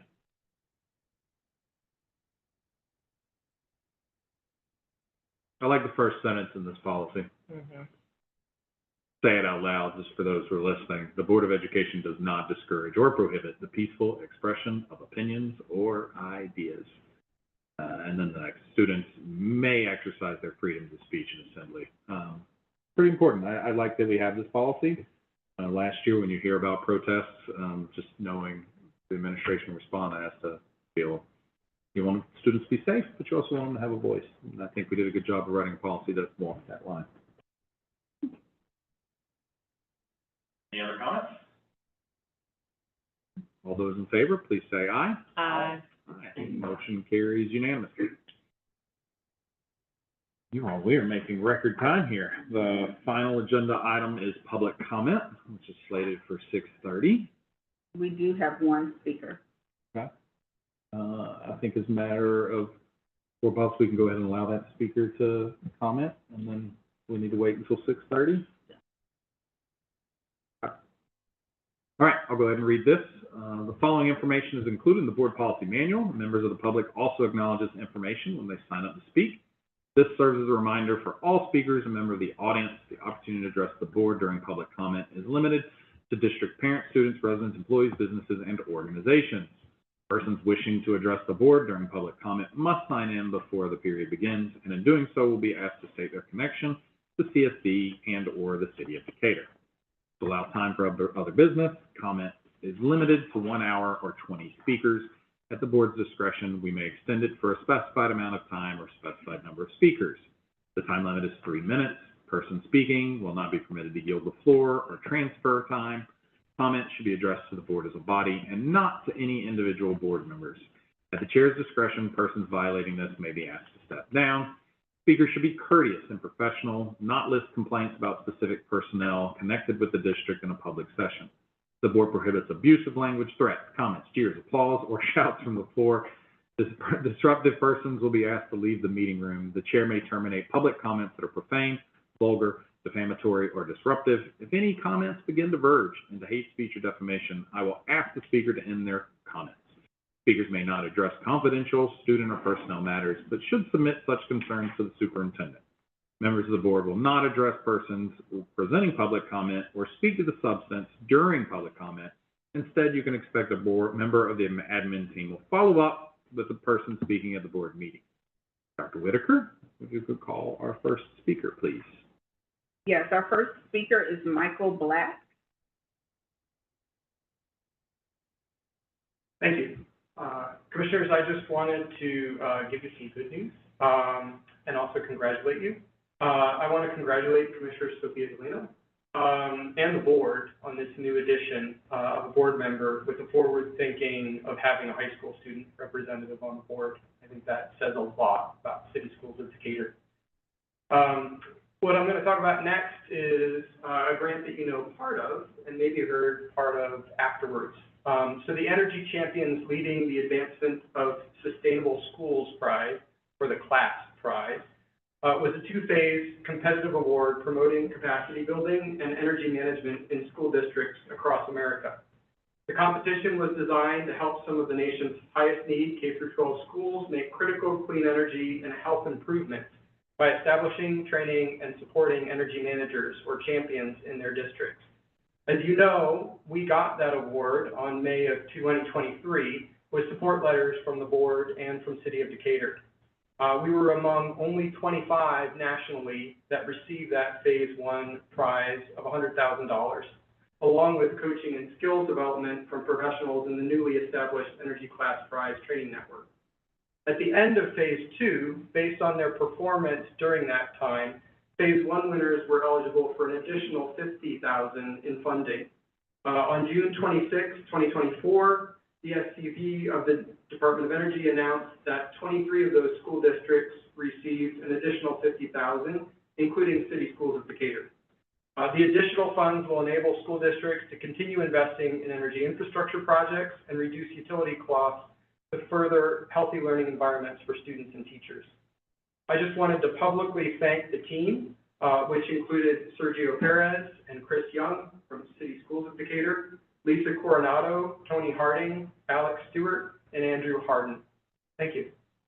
Congratulations.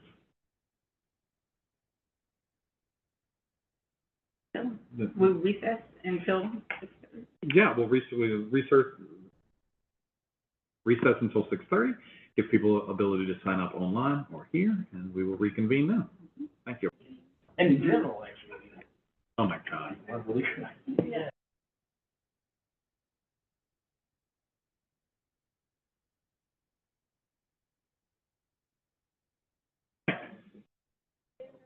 Oh, reconvene school board meeting at 6:30 p.m. We have no additional speakers signed up. I do want to thank Black for taking the time to speak here this evening. As board members, it's important for us to hear the concerns from our communities. We take your comments seriously and into consideration. Moving on to the next agenda item of future dates. As mentioned, next Tuesday, the 20th, is our first board retreat of the school year at Oakhurst Rec from 10 a.m. to 2. And our next school board meeting will be held Tuesday afternoon, September 10th, here at the Wilson Center. Any other? Hearing none, and there being no further business, this meeting is adjourned at 6:31 p.m. Thank you.